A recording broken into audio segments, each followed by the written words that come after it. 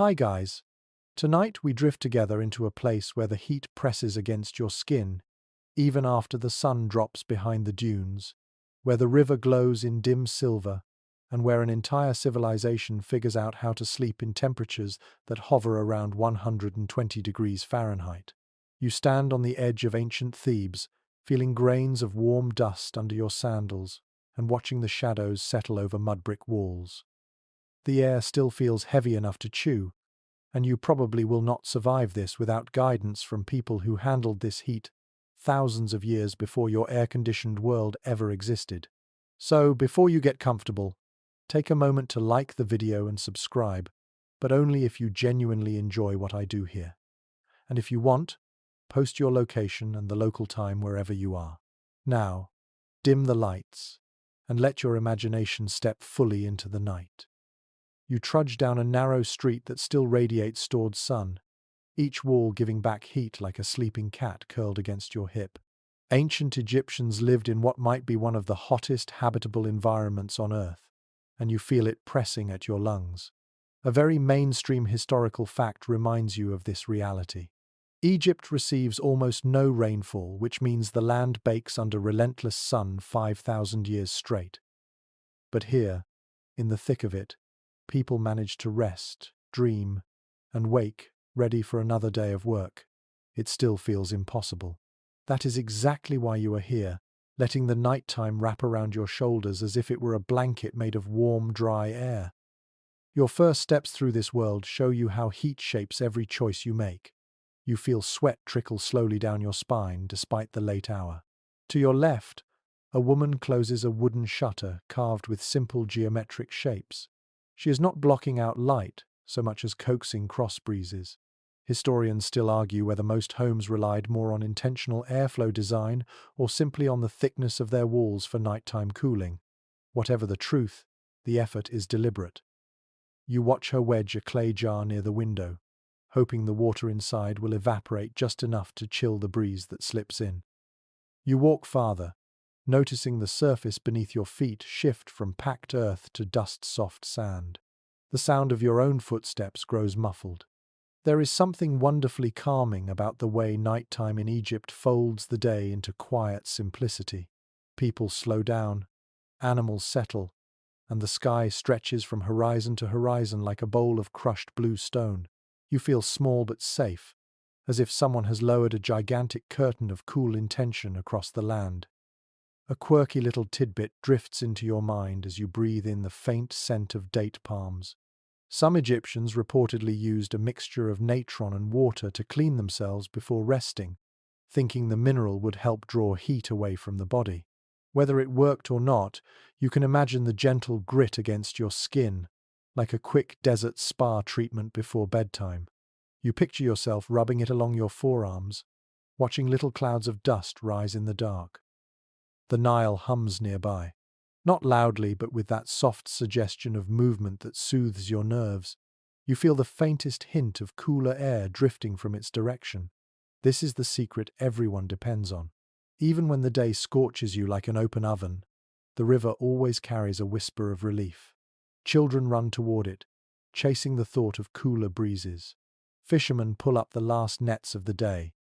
You overhear cheerful conversation blending with frog calls in the reeds. For a moment, you almost forget the temperature. As you continue walking, you reach a small courtyard open to the sky, where a family prepares for sleep. The courtyard floor feels warm under your feet, but not unbearable. A boy lies on a low stool made from palm ribs, letting the night air reach his back. His mother spreads a linen cloth over a mat, smoothing it with habitual precision. Linen is the hero of this world. Light, breathable, and woven from flax grown near the Nile, it saves you from heat that would otherwise swallow you whole. You brush your fingers over the edge of the cloth and feel the pleasant crispness. You settle yourself near a mud brick wall and lean back. Surprisingly, the wall no longer burns your skin. It has finally exhaled the worst of the day, allowing the night to take over. You sense that this is why these walls exist. Thick, layered, and porous, mud brick has a natural insulation effect. During the day it absorbs heat. At night it releases it slowly, so slowly that you can almost predict the comfortable moment when the balance tips and the coolness wins out. It becomes part of the rhythm around you. A stray cat strolls past, tail flicking with disinterest. It pauses to stare at you as though wondering why a modern traveler stands here blinking at the dark. You hear distant laughter from another roof, light and drifting like smoke. People often slept on their rooftops, but you will climb up there later. For now you remain at ground level, letting the environment wrap around you in this late evening calm. You close your eyes briefly. The air vibrates with tiny textures. Insects hum beyond your reach. A potter finishes storing his tools for the night. Somewhere close by, someone fans glowing embers to keep a slow-cooking pot warm until morning. The mixture of scents, from lightly charred barley to cool river water, feels grounding. You take another deep breath and realize that Egyptians did not fight the heat, they danced with it. They adjusted their bodies, their homes, their routines, and even their dreams around it. A donkey brays once, loud and echoing. It startles a group of pigeons from a nearby roof. Their wings flutter like paper streamers caught in a breeze. You smile at the sound. Noise at night in this world is not intrusive. It is almost melodic, the signature of a living environment that teaches you to sleep despite heat, not in denial of it. You lean your head back again and let your shoulders drop. The sky grows darker, and stars appear one by one. They shimmer above you, perfectly steady in the dry atmosphere. You feel as though you can almost reach them. The cool of night has begun its slow approach, sliding over the land with deliberate patience. It is nowhere near cold, not even comfortable by your modern standards, but in this heat-choked world even a small decrease feels like a blessing. You take another slow, easy breath. Your body adjusts. Your thoughts settle. You understand now why Egyptians shaped their evenings the way they did. It was not simply survival. It was ritual. A patient surrender to the rhythm of the desert, the river, and the sky.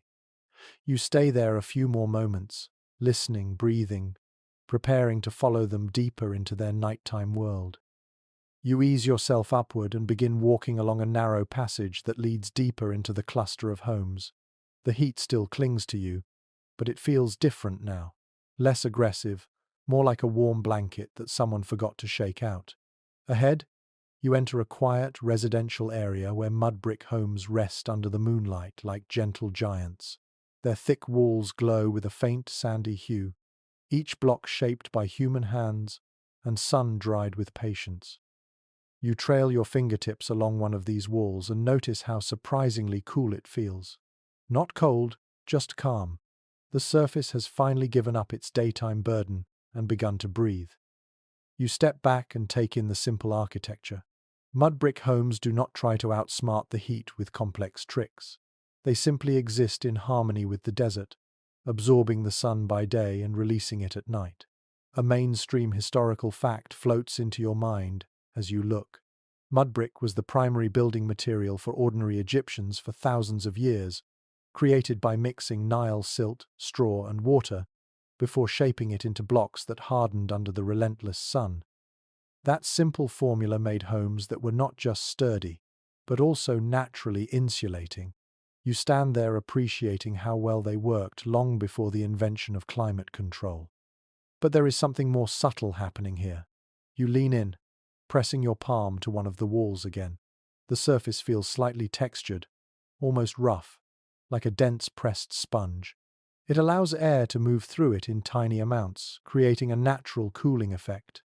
Ancient builders might not have described it in scientific terms, but they understood it in their bones. Many modern people would not believe it until they feel it for themselves. That is exactly what you are doing now, letting your hand rest on a technology that is both humble and brilliant. A quirky little tidbit comes to mind while you stand there. Some Egyptians believed that adding a small amount of leftover beer mash into mud brick mixtures gave the bricks better durability. You smile at the thought. Beer, already a staple drink, possibly also a secret ingredient in the walls that sheltered them from heat. You imagine a worker dropping a bit of fermented grain into the muck and shrugging with confidence, convinced it made things better. Whether it did or not, the idea charms you. You move toward a small doorway where faint lamplight flickers. Peeking inside, you see a home designed around airflow. The interior is dim and quiet. A simple wooden table rests near the wall. A stack of pottery jars sits in an alcove. The space feels unexpectedly spacious despite low ceilings. You step inside and immediately notice how the temperature shifts. It is still warm but significantly less suffocating. The mud brick walls shape the air into gentle currents. You feel them move across your arms like invisible river water. Historians still argue whether ancient Egyptian homes were intentionally engineered to maximize nighttime breezes or whether the cooling benefits of mud brick were simply a lucky byproduct of available materials. As you move deeper inside, you sense it was probably both.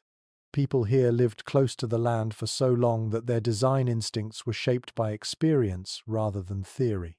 Whatever the debate, the comfort speaks for itself. You close your eyes for a moment and breathe in. The air smells faintly of clay, old wood, and a bit of herbs hanging to dry near the ceiling. A woman tends a small lamp in the corner, adjusting the wick until the flame shrinks to a tiny golden bead. She barely notices you. Her motions are practiced and slow. The flame casts soft shadows across the room. That dim glow helps guide your gaze toward the ceiling where palm beams support the roof. The beams are old but sturdy, laid in overlapping patterns that trap heat higher up while allowing cooled air to settle closer to where people rest. You admire how intentionally everything fits together. No wasted effort, no unnecessary decoration, just purposeful comfort. You wander toward the back of the room where a small window sits high on the wall. It is narrow enough to keep out harsh sun but wide enough to catch wind. The breeze that slips through feels like a secret gift from the river. You place your face near the opening and inhale. The air is cooler here, not cold, but refreshing in a way that surprises you. It carries the faint scent of tamarisk trees and river mud. You imagine families sitting beneath this window during the hottest evenings, waiting for the moment the air shifts from painfully warm to tolerably soft. Looking around, you notice how the interior layout encourages airflow. There are no heavy dividers, only open spaces that guide movement. Beds and mats sit low to the ground because warm air rises. Sleeping closer to the floor makes the night easier to endure. You picture yourself lying there, feeling gentle breezes slide across the room as the thick walls work their slow magic. A cat curls up near a jar of water. You watch its chest rise and fall. Even animals seem to understand the logic of these homes. They gravitate toward the coolest corners as though following an instinctive blueprint. You walk near the jars and lift one slightly. The surface feels cool. Not dramatically, but noticeably. As water inside evaporates, it removes warmth from the surrounding air. The jar sweats the way your skin does, and the result helps you survive. You continue moving through the space, appreciating how completely the home interacts with the climate. You see baskets woven from reeds stacked neatly in the corner, each holding small personal items. You smell ground grain stored for tomorrow's bread. You hear distant laughter drifting from somewhere outside, mixed with the call of a night bird perched on a roof. The whole house feels alive but peaceful, and your body slowly settles into its rhythm. Outside, the night deepens. You step through the doorway into the open air again. The transition feels gentle, almost seamless. Warm air brushes your cheeks. A slight breeze stirs your linen clothing. You glance back at the home and understand why mud brick remained essential for centuries. It is not just a wall. It is a partner to the climate, adjusting itself to the sun and the night, offering protection in the simplest possible way. You walk along the outer wall, letting your hand trail across the surface again. It feels cooler now, smoother, more inviting. You think about modern construction and laugh quietly to yourself. In a world crowded with machines and artificial cooling systems, sometimes the most effective solution is one made from dirt, straw, and sunlight. You pause near a corner where the home meets another. The narrow gap between them funnels air like a natural wind tunnel. You step into it and feel a surprising burst of cooler movement across your neck. It makes you sigh with relief. You can imagine ancient families using these little architectural quirks to catch comfort on the worst nights. You stay there a moment, enjoying the breeze, listening to the murmur of distant voices, and feeling your body relax. The mud brick around you holds the memory of 1,000 nights just like this one. You let yourself drift with that thought, sinking deeper into the quiet calm of an Egyptian evening where homes do more than shelter. They breathe with you. You leave the narrow passage behind and make your way toward a cluster of staircases that rise along the exterior walls of nearby homes. They look almost improvised at first glance, simple steps carved into or built against mud brick structures, but as you climb the first one, you realize how intentional the layout feels. The air grows a little lighter with each step upward, as if you are slowly escaping the grip of heat that lingers closer to the ground. You reach the top, and the world opens wide. A flat Egyptian rooftop at night feels like an entirely new landscape.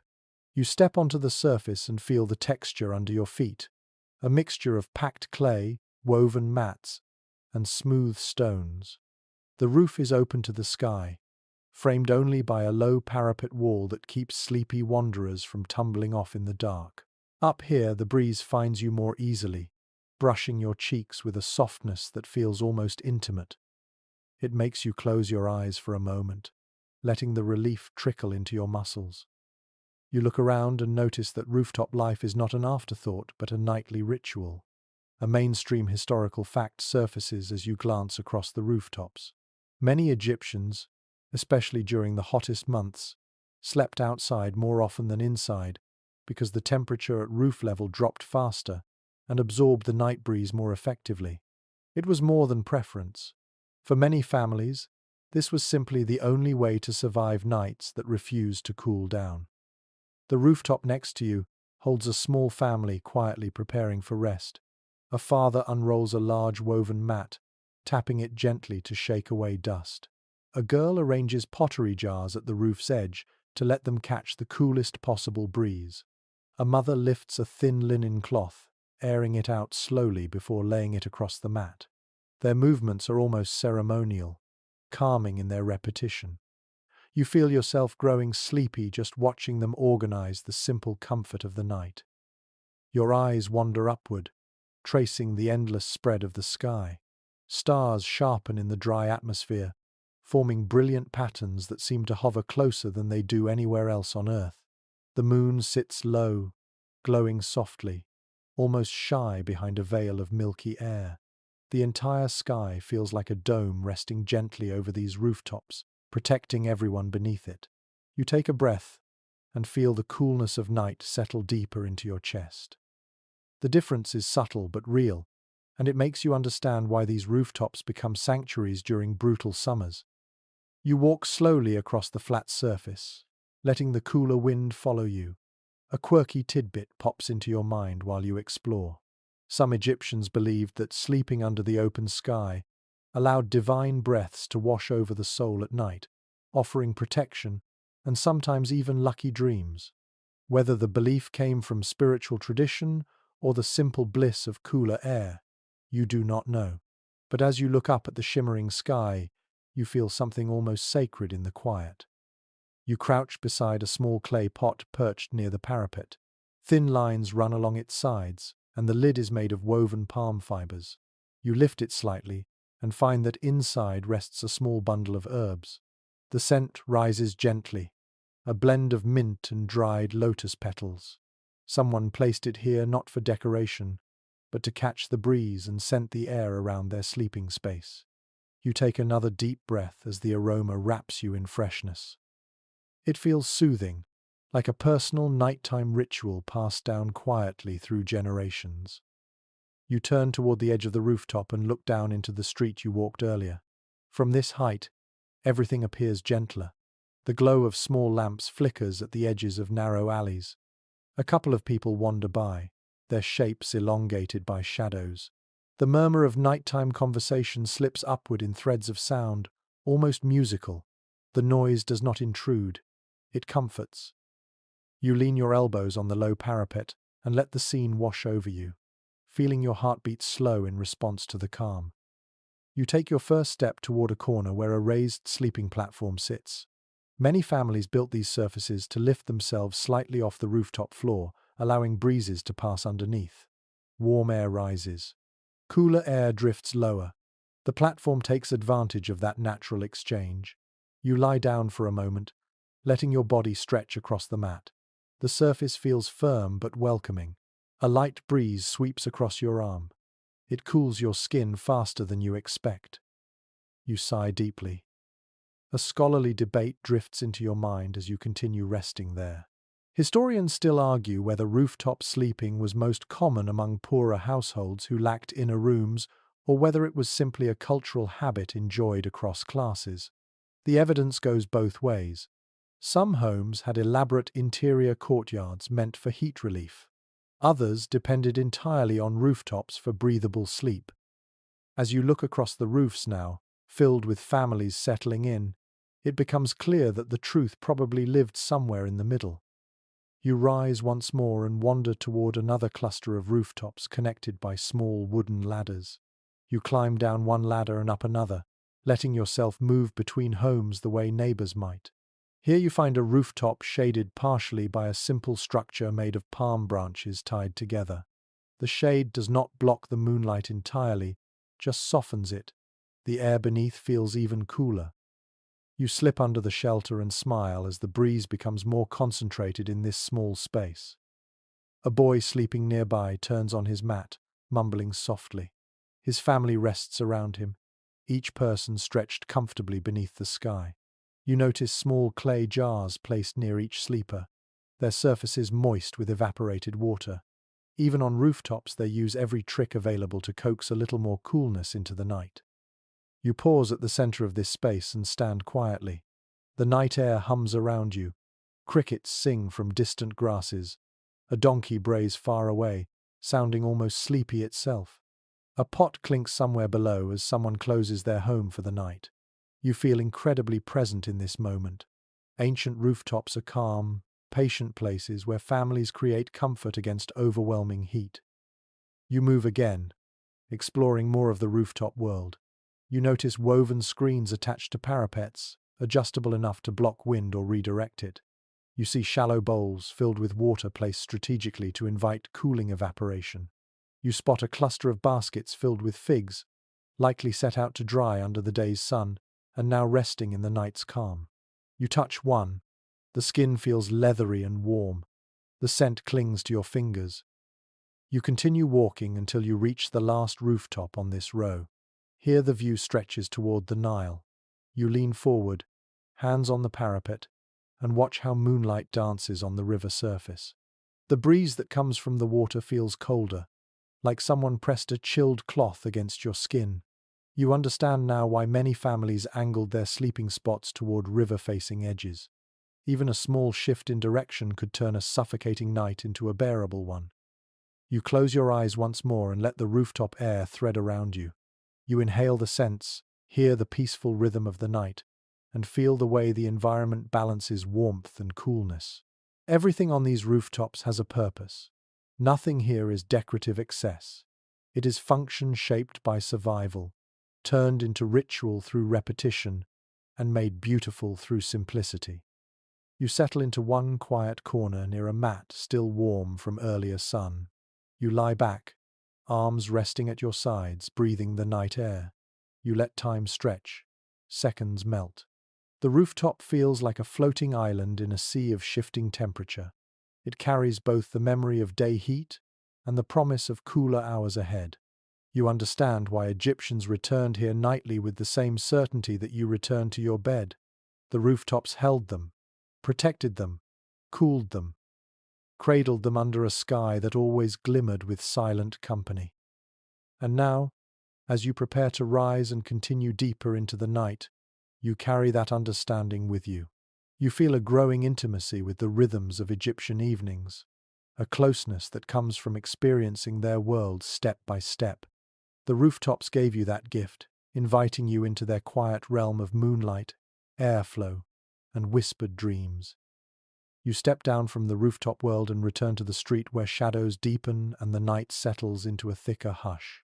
You move toward an open courtyard behind a cluster of modest homes, following the soft rustle of palm fronds. The air shifts again. The breeze passing through this area feels filtered, softened, almost as if it has been brushed clean. You step inside and discover the secret. Overhead, woven palm leaves create a canopy that casts a lace of shadows across the ground, shaping the temperature in a quiet and clever way. The canopy is not a tight roof, but a loose weave of fronds tied with fiber string. Moonlight trickles through, forming thin, glowing stripes. A light wind brushes the leaves and makes them whisper. The texture of the air underneath feels noticeably gentler. You inhale and sense the faint smell of dried palm, earthy and warm but somehow calming.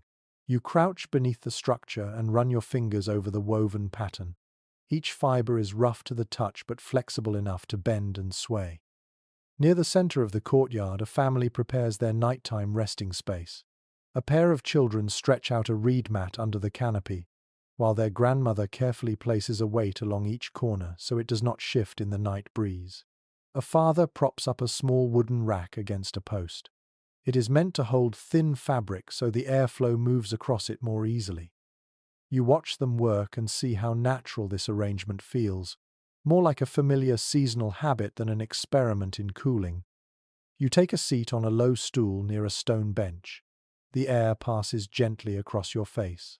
A commonly cited detail from Egyptian daily life explains the logic perfectly.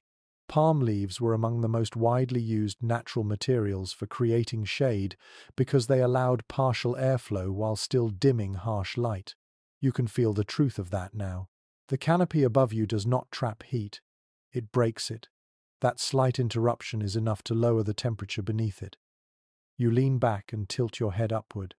The leaves ripple softly, creating a faint rustling that soothes the mind. You imagine an Egyptian child falling asleep to that exact sound, lulled the same way modern people drift off to rain recordings. Your eyes drift across the courtyard and notice bundles of fresh fronds stacked near the wall. Each bundle is tied with rope made from date palm fibers. A young woman sorts them by size, selecting the longest pieces for weaving and the smaller ones for patching worn areas of older canopies. As the family continues their routine, you feel the atmosphere shifting into something peaceful. A mild breeze pushes through the leaves again. You take note of how the fronds flex with the wind rather than resisting it. That gentle movement lets the air flow in a rhythm that feels almost intentional. You step closer to the canopy and gently push one of the woven panels. The entire section sways lightly, and the sound of rustling layers your senses in tranquility. A small story preserved in folk tradition hints at another use of the palm leaf weave. People believed that hanging a handful of fronds with the ends twisted inward helped deter bothersome insects during the hottest nights. The idea might seem odd to you, but as you watch the leaves flutter, you can imagine how the shape and movement might disrupt small pests. Whether the belief was scientific or simply passed down through generations, it adds charm to the scene. Beyond the courtyard wall, you hear murmured conversation from another home. A mother sings gently to her baby. A group of older men debate something in low tones. Their voices ebb and flow with the breeze, blending into the soft texture of the night. You walk toward the corner of the courtyard, where a clay pot sits elevated on two stones. Cool water drips slowly from a crack near the top and gathers in a shallow dish. The scent of water in warm air carries a freshness you find unexpectedly comforting. You reach upward and grip one of the supporting posts of the canopy. It is smoother than you expect, polished by years of hands tightening rope and adjusting the weave. You run your fingers along the post and imagine how many families have relied on structures like this to endure scorching weather. It is a simple design, yet profoundly effective. You sit again and feel how the shade transforms the entire courtyard into a place where breath comes easier. As you watch the shadows sway across the ground, a debate from the academic world drifts through your thoughts. Several researchers disagree on the primary purpose of these courtyard canopies. Some argue they served mainly as social gathering spaces that happened to cool the area.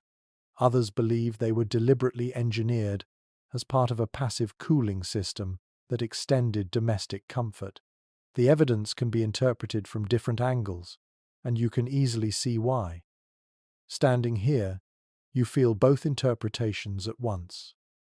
You rise slowly and wander toward a side nook where a pair of woven screens lean against the wall. You lift one and notice the pattern.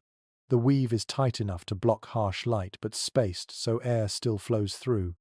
You hold it up to your face and peek through the gaps. The outside world appears in fragments, like tiny lenses. You imagine someone adjusting these screens to manage breezes at different times of night. You slide your fingers over the edges and admire the craftsmanship. A clay lantern nearby spills a warm glow across the mat.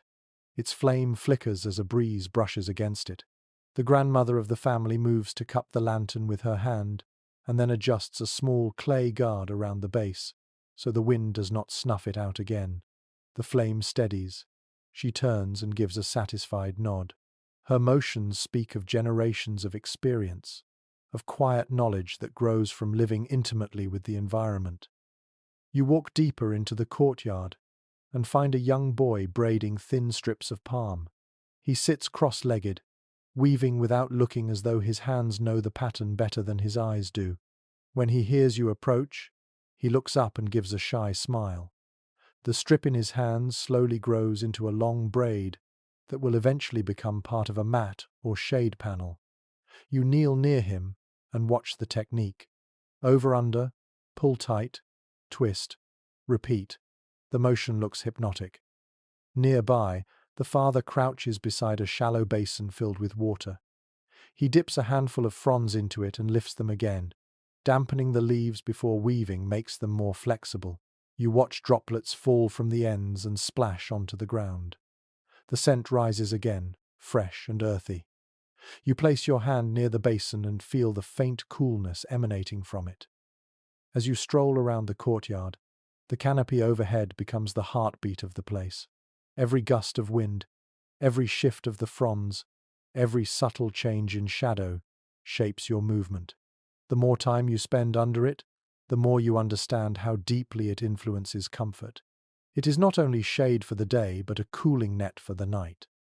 Good is all am van vikwana, you imagine someone saying. Let the wind do its part. In this world where direct sun is merciless and nights can cling to the memory of heat, shade structures like this allow families to breathe. They soften the transition from day to night and create small pockets of relief. You wander toward the entrance of the courtyard again. The air outside feels harsher, warmer, almost dense compared to the gentle flow beneath the fronds. You stand there a moment, letting the difference wash over you. The courtyard canopy creates a microclimate within the larger landscape, and you marvel at how effective simple organic materials can be. Fireflies flicker near the far wall, tiny dots of gold drifting above the ground. A child chases one, giggling quietly before losing it in the shadows. You watch the tiny light disappear between the fronds, swallowed by the soft darkness. You take one more slow walk around the space, letting the shade, the breeze, and the movement of the leaves fade into your senses. It feels like a cocoon, a protective cradle of texture and sound. You stay until your body fully adapts to the gentle coolness here. Only then do you step back toward the open night, carrying the memory of this woven shelter with you. You slip out of the shaded courtyard and drift toward a row of small work areas behind several homes, guided only by the faint clink of pottery and the smell of wet clay. The night air thickens again, warm on your skin, but you sense another kind of coolness waiting somewhere ahead. You follow the path until you reach a dimly lit corner where several large clay jars stand grouped together like quiet guardians. Their surfaces glisten with a soft sheen. When you step closer, you realize they are damp, not because anyone poured water onto them, but because the jars themselves are gently exhaling moisture, letting tiny droplets form and vanish into the warm air. You move nearer and touch one. The clay feels cool against your fingertips, cooler than you expect in this heat. That slight chill travels instantly through your skin, and you understand why Egyptians trusted these vessels so much. They are not meant just for storage. They breathe, and in breathing, they cool the air around them. You walk around the cluster, noticing how some jars appear slightly darker than others. Their surfaces absorb water from within and push it outward through microscopic pores. As the moisture evaporates, the surrounding air loses heat. Without planning on it, you step closer and inhale. The scent is subtle but refreshing, like a whisper of river mud mixed with mineral dust. A practical detail from ancient life comes to mind. Clay jars made with specific ratios of Nile silt were prized because they created stronger, evaporative cooling. Families often requested certain potters who had a reputation for producing jars that stayed cooler longer. You trail your fingers across one jar's ridge, feeling its slightly uneven texture. Each vessel was shaped by hand, pressed and smoothed and tapped until it stood solid in the sun. You glance at a potter seated nearby, his back hunched as he polishes the rim of a half-finished jar. His movements are slow, rhythmic, meditative. He dips a cloth into water and wipes carefully along the edge. Cool droplets fall to the ground and vanish instantly. You study the craftsman, curious. He notices your interest and gestures toward another jar. When he taps the side of it with his knuckles, you hear a clear, hollow tone that vibrates briefly through the night air. That sound tells him the jar has dried evenly. You imagine potters across Egypt listening for similar tones each evening, judging the readiness of their creations not by sight but by resonance. You lean closer to a jar that has a small opening covered with cloth. The cloth is tied down with a thin rope made from twisted fibers. You lift the edge gently and peer inside.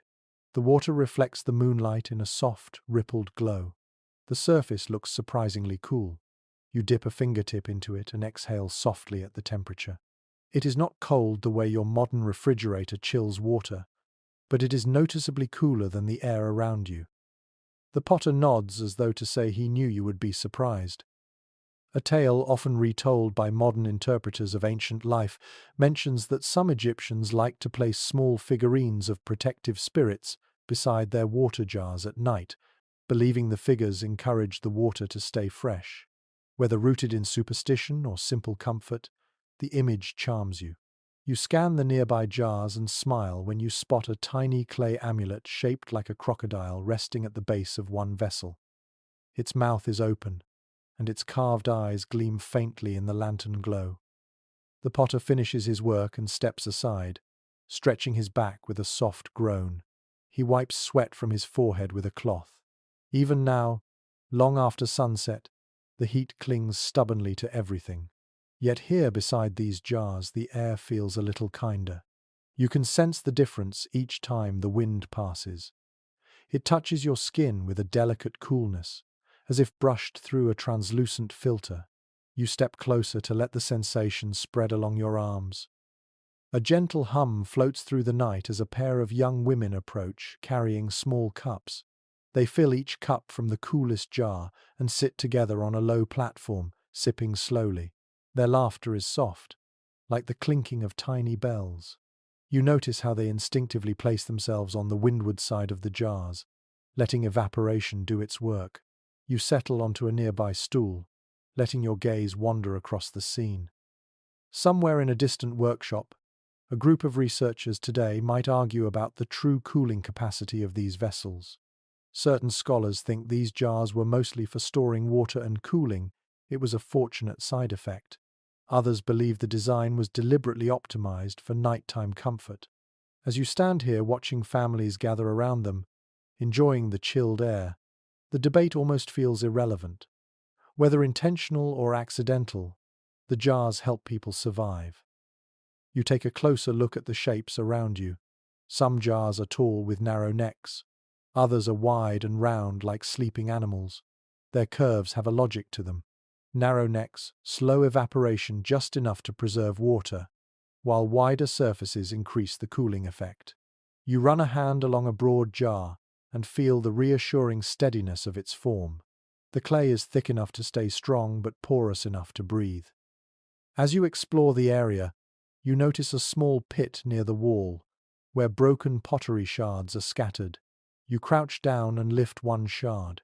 The texture feels rougher than the intact jars. This piece likely cracked during drying or baking in the sun. The potter must have discarded it without a second thought. Yet even in its brokenness, the shard carries the memory of the Nile's mud, shaped by human hands and hardened under a sky that knows only heat. You rise again and follow the movement of the night. The air shifts. A breeze brushes through, cool and delicate. You close your eyes and feel it move across your face. You let the sensation pool in your chest. These jars create pockets of coolness that ripple outward in almost imperceptible waves. They turn oppressive heat into something tolerable, something you can breathe without struggle. Nearby, a young boy dips a cloth into the cool water and wrings it out over his arms. He sighs in relief. His mother smiles and hands him another cloth. You watch them and feel a subtle longing, an appreciation for the simplicity of their comfort. No machines, no electricity, just clay, water, and wind working together. You walk around the jars again, slow and observant. You notice condensation gathering on the underside of one cloth lid. A droplet forms, swells, then falls quietly into the vessel. That tiny sound might escape unnoticed by most, but you hear it clearly in the quiet night. It is like a heartbeat, a rhythm that repeats endlessly through long summers, keeping families cool enough to rest. A trio of men arrives, carrying baskets filled with freshly drawn water from the river. They pour the water into several jars, filling them to different levels. You observe how the jars darken as the moisture begins its slow outward journey. The men speak quietly among themselves, voices blending with the whisper of wind. Their work is simple, steady, purposeful. You step aside and watch as moonlight glints off the surfaces of the jars. Not bright, but soft, almost tender. The scene feels ancient and eternal at the same time. You linger near one jar and place both hands against it. The coolness spreads through your palms. You imagine sleeping beside it, letting its evaporative breath calm your body until the heat finally loosens its grip. You stand quietly for a long moment, absorbing the textures, the sounds, the scents of this place. You feel the air growing steadier, cooler, easier to inhale. You sense the deep ingenuity in this simple technology. Clay, shaped by water and sun, becomes a tool capable of bending the temperature. That realization settles inside you like a stone dropping gently into still water. Eventually you step back, ready to continue your journey deeper into the Egyptian night. The jars remain behind you, faintly glistening, quietly breathing, patiently cooling anyone who seeks a moment of relief. You carry their gentle chill with you as you walk away, feeling your body softened by the cool grace they offer. You leave the cool hum of the water jars and wander toward a quieter part of the settlement where small linen bundles hang from wooden frames. Their pale shapes sway gently in the faint breeze, almost like soft, ghostly lanterns. You draw closer and instantly notice the subtle change in the air. It carries the clean, crisp scent of freshly washed cloth, mingled with the faint sweetness of flax. The fragrance relaxes your shoulders before you even understand why. You step beneath one of the frames and touch a hanging linen tunic. The fabric feels feather-light between your fingers, smoother than you expected, almost silky despite its coarse appearance. Egyptians adored linen for reasons that become very clear the moment you handle it. Even a thin piece of linen has a remarkable ability to breathe, to release body heat instead of trapping it. You rub the cloth slowly, appreciating its coolness. A detail commonly highlighted by historians about daily Egyptian life comes to mind as you examine the fabric. Linen was not just the most common textile here, it was considered essential for surviving the climate. The flax used to make it flourish in the moist soil near the Nile, giving Egyptians steady access to material that turned into garments suited perfectly to harsh summers. You imagine workers harvesting tall stalks of flax, peeling fibers, soaking them, beating them gently until they softened into thread. Every part of that process existed to help bodies cope with heat that felt almost unreasonable. You shift to the next garment and lift it by the hem. Moonlight filters through it easily. The cloth is so thin it seems to glow, yet it is strong, carefully woven. You picture yourself slipping into such a tunic after a long, hot day, feeling it cling to your skin only lightly, letting every hint of breeze flow through. Egyptian nights might still simmer, but linen helps them feel gentler, washing you in a softness that feels almost luxurious. A small basket sits near the wooden frame. Inside are spindles, threads, and a half-finished piece of cloth. A young woman sits cross-legged beside it, twisting fibers with practiced fingers. She barely looks up as you approach, so absorbed is she in her work. Her hands move so steadily you feel drowsy just watching the motion. Twist, roll, pinch, draw. You kneel near her and notice the subtle rhythm in her breathing. Each exhale helps guide the tension in her thread. She glances at you and offers a faint smile before returning to her work. The fabric she creates will likely become clothing for the family or perhaps something destined for trade. You wonder how many hours of quiet nights like this one are woven into every tunic, every sheet, every scrap of cloth that touches a sleeping body. You continue forward and find another frame where garments hang in pairs. Tunics, kilts, shawls, and undergarments sway slowly in the breeze. You notice their colors. Most are pale, but some carry a faint tint of blue or faded yellow. A small, curious detail from old observations about Egyptian households surfaces in your mind. Some families like to soak linen in lightly scented water using crushed lotus, mint, or desert herbs. Not enough to overwhelm the nose, just enough to make the fabric smell clean and soothing. You lift one shawl and press it lightly against your cheek. It carries a faint floral aroma. You can imagine someone laying this across their chest on a hot night, letting the scent lull them into sleep. Linen held not just coolness but comfort. You picture a child clinging to a cloth like this the way someone today might cling to a favorite blanket. As you wander between the hanging garments, you sense the quiet conversation between cloth and climate. Linen adapts. It releases heat, absorbs sweat, dries quickly, and refuses to weigh down the wearer. It makes you feel as if you are wearing almost nothing, yet offers modesty and protection. You glide your fingers along several garments, appreciating their airy lightness. From a nearby alcove you hear quiet discussion between two older women. Their voices drift into the open space, like wind brushing tall grass. They are mending garments, and they speak about which pieces will be worn at night. One woman holds up a tunic so thin it almost disappears in the lantern light. The other examines the stitching and clicks her tongue in approval. They talk about how certain weaves stay cooler, how some pieces become too coarse after many washings, how others soften beautifully over time. A small, lesser-known observation about ancient Egyptians floats into your mind. Some households believed that sleeping in freshly washed linen encouraged better dreams. You imagine someone laying out a recently dried tunic, inhaling the scent of sunlight and water, hoping the night would bring visions of peace or even divine favor. You step away and notice a set of wooden pegs beside a small doorway. Several garments hang at different heights. You realize they are intentionally placed like this to test airflow. The higher garments sway a little faster. The lower ones move more gently. Some families would hang clothing this way to check temperature shifts before deciding whether to sleep indoors or outdoors. A quiet but practical nighttime ritual. Nearby, a pot of warm water sits in a shallow pit. Not boiling, not steaming, just warm. A woman kneels beside it, soaking a strip of linen and wringing it out carefully. She spreads the damp cloth across a low bench. You watch the moisture evaporate slowly, carrying a bit of coolness into the air around her. She touches her face with the wet cloth, closes her eyes, and breathes in relief. You follow suit and touch the edge of the cloth. The sensation is refreshing, a hint of nighttime comfort in a world where heat lingers stubbornly until dawn. As you take in the scene, a discussion among textile researchers slips through your thoughts. Some specialists disagree about whether ancient Egyptian clothing was intentionally designed to cool the body, or whether linen simply happened to be the perfect material available. Both arguments feel plausible.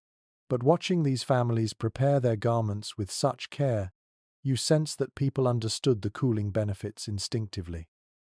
They lived through long summers where every detail mattered. You walk toward a corner where a large linen sheet hangs from two poles. It stretches wide like a soft curtain. You pull it gently and feel its smooth sway. Sheets like this were often used on rooftops or courtyards to create private sleeping areas, but they also played a role in managing airflow. When the wind shifts direction, the sheet stiffens momentarily, then flutters in response, guiding cool currents toward those resting behind it. You slip behind the sheet and find the air noticeably gentler. The cloth filters harsh heat, giving you a small bubble of comfort. You lie back on a woven mat placed beneath it. The mat feels firm and supportive. The linen above you moves faintly with the wind, and the motion soothes your nerves. You close your eyes a moment, letting your body sink into the coolness. When you open them again, you spot a small bowl near your side. Inside is a mixture of crushed herbs and water. Immediately you understand its purpose. Families sometimes dabbed diluted herbal mixtures on linen to keep it smelling fresh, especially during intense summer nights when sweat would cling easily to fabric. You lift the bowl and swirl the contents gently before placing it back. A lantern flickers nearby, drawing your attention. Its flame dances softly, throwing warm shadows across the cloth. The contrasting light and cool night air reveal something deeply human about this culture. They knew how to adapt. They turned flax into comfort, and comfort into ritual. You rise and walk back into the main space, letting the hanging garments brush against your arms. The sensation feels like walking through a living forest of soft, whispering fabric. Linen sways, breathes, waits for the night to settle. You pause near the last frame and let your hands rest gently on a hanging tunic. You imagine slipping it over your shoulders, stepping into the Egyptian night, and feeling the weight of heat lighten just enough to let you sleep. The fabric promises softness, relief, and quiet. It promises survival through the fiercest summers. You breathe deeply, letting the scent of flax, water, and night air surround you. When you finally step away from the linen frames, you feel lighter, cooler, and closer to the ancient rhythm that guided people through countless hot evenings. You follow a path that winds between low walls and narrow alleys until you reach an open platform where several wooden bed frames rest in the dimness. At first glance, they look simple, almost plain. But as you approach, you notice the care in their construction, the smooth curves of the legs, the thoughtful way each slat is placed. You pause and let your hand settle on one frame. The wood feels warm from the day, yet faintly cooler on the underside, as if holding a secret within its grain. These beds are not tall like modern ones. They sit close to the ground, just high enough to allow airflow beneath them. When you crouch and run your fingers along the space beneath a frame, the air there feels significantly cooler. Warm air clings to ceilings and rises into upper spaces, but the cooler currents settle here, hugging the earth. Egyptians understood that long before thermometers existed. They built beds that kept sleepers lifted just enough to catch those gentler currents. You stand again and examine the design more closely. Each bed is made of sturdy local wood, often acacia or sycamore, carved and polished until smooth. The surface has a slightly glossy sheen from years of oiling. Some frames have elegantly curved legs that resemble the stance of an animal about to spring. Others are simpler, with straight legs and wide slats. But every frame has the same purposeful quality. It is built for ventilation. A detail frequently mentioned by archaeologists surfaces in your thoughts. Many Egyptian beds used woven support surfaces made of leather strips, plant fibers, or rope latticework. These suspended the sleeper slightly above the wooden frame, allowing air to move freely below. You run your hand across one of these woven areas and feel its flexibility. It yields gently under pressure, then returns to its shape. This makes the bed both supportive and breathable. You lie down carefully on one frame, testing its comfort. The woven surface molds beneath you with a pleasant firmness. The breeze from the open courtyard carries across your skin. You sigh softly at the coolness that passes beneath your back. Even the faintest airflow becomes a blessing in a world where summer nights glow with heat. Beside one bed sits a small footrest carved in the shape of a gentle curve. Many Egyptians slept with their heads elevated by wooden headrests rather than soft pillows. You lift one and examine it. The surface is smooth, shaped to cradle the head while keeping the neck supported. At first it seems strange to you, so different from modern softness. Yet when you gently lower your head onto it, you realize the benefit. Your neck aligns comfortably, and your head is lifted into a place where breezes touch the skin more easily. A small fragment of folklore related to sleeping arrangements drifts into your thoughts. Some families believe that sleeping elevated on a wooden frame kept wandering spirits from disturbing them during the hottest nights. Whether symbolic or practical, the idea adds a layer of tenderness to these beds. They are not only tools but guardians of rest. As you lie there, the wooden slats beneath the woven surface creak softly, but the sound is not unpleasant. It blends with the night. You close your eyes and listen carefully. A distant flute plays somewhere beyond the walls. A dog barks in the far reaches of the settlement. The whisper of the wind carries through the courtyard. The bed beneath you becomes part of the rhythm, holding your body in a place where sleep seems entirely possible. You rise after a while and wander toward a bed frame with intricate carvings along its sides. The carvings show lotus flowers, symbols of rebirth and beauty. The frame belonged to a wealthier household, perhaps someone who valued decorative meaning as much as comfort. The edges feel smooth beneath your fingers, a carefully tended piece, polished many times. You picture a family placing this bed in a shaded corner, waiting for the night breeze to touch the carved petals. Another bed nearby carries no decoration at all. It is sturdy and worn, with softened corners from years of use. You sense that this bed may have been passed down through generations. You place your hand on it and feel its quiet history, a piece of craftsmanship that has carried countless sleepers through unbearable heat and long nights. From the doorway of a nearby home, you hear gentle conversation. Two men discuss the practicalities of arranging beds according to wind direction. One suggests placing the frames near the open side of the courtyard. The other insists on moving them closer to the inner wall, where the breeze will be less direct but more steady. Their debate feels relaxed, shaped by long experience. A quiet observation from researchers comes to mind as you listen. Some believe that Egyptian households viewed bed placement as a nightly ritual rather than a fixed arrangement. People moved their frames where airflow felt best, reading the wind the way others might read a map. Watching the discussion unfold, you can imagine this happening every night during the hottest months. You walk toward the far corner, where a young girl smooths a linen sheet across her family's bed. She tugs each corner with practiced care, then tests the surface with the back of her hand. Satisfied, she sits beside it and hums quietly. The sheet ripples as a breeze brushes it, and she smiles as if greeting an old friend. You appreciate the simple wisdom in her actions. In another corner, a man adjusts the height of a small wooden block beneath one bed leg. Raising or lowering a single point of contact allows him to angle the bed slightly toward the wind. You marvel at how intuitive this feels. No complicated machinery, just a shift in angle that changes everything about airflow. A lantern flickers near the wall. Its glow illuminates a basin of water placed beneath one of the beds. The water will not stay cool for long, but its presence encourages evaporation that lifts a faint chill toward the sleeping area. You dip your fingers in the basin and feel the subtle temperature difference. You watch the way the lantern light reflects on the water and dances across the bed frame. The entire space feels like a quiet workshop of comfort, shaped by human hands and nightly patience. You wander to the most elevated bed in the space, placed near a low window. You stand next to it and feel the steady airflow slipping through the opening.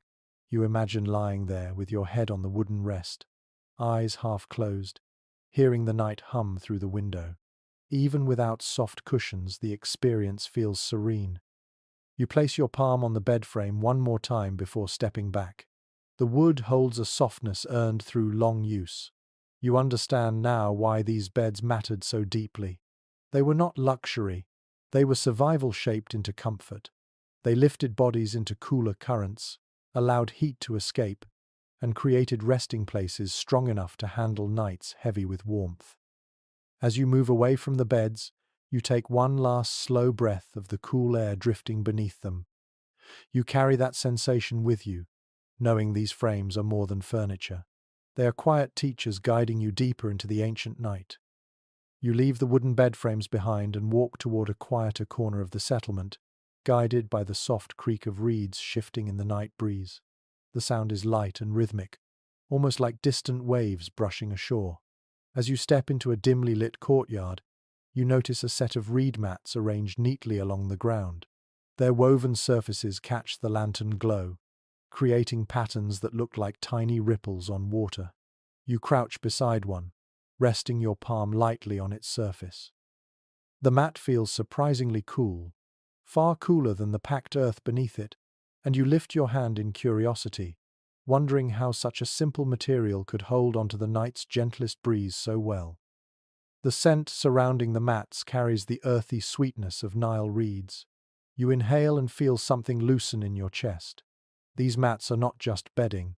They are carefully crafted tools for coping with summer nights that press down like heavy blankets. Each reed is chosen for its thickness, dried under the sun, then split and smoothed before being woven into the firm lattice beneath your hand. You run your fingers along the weave, noticing how the surface breathes. Tiny gaps between reeds allow heat to fall away from your skin, letting cool air rise to replace it. A well-known observation about Egyptian daily life slips into your thoughts. Reeds from marshy areas near the Nile were abundant and durable, making them one of the most essential materials for domestic use. People used them for baskets, furniture, sandals, and even small boats.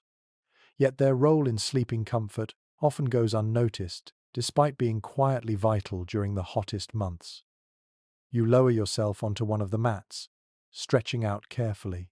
The woven surface rustles beneath your weight, creating a whispering sound that soothes your ears almost instantly. The mat flexes slightly, supporting you without sinking.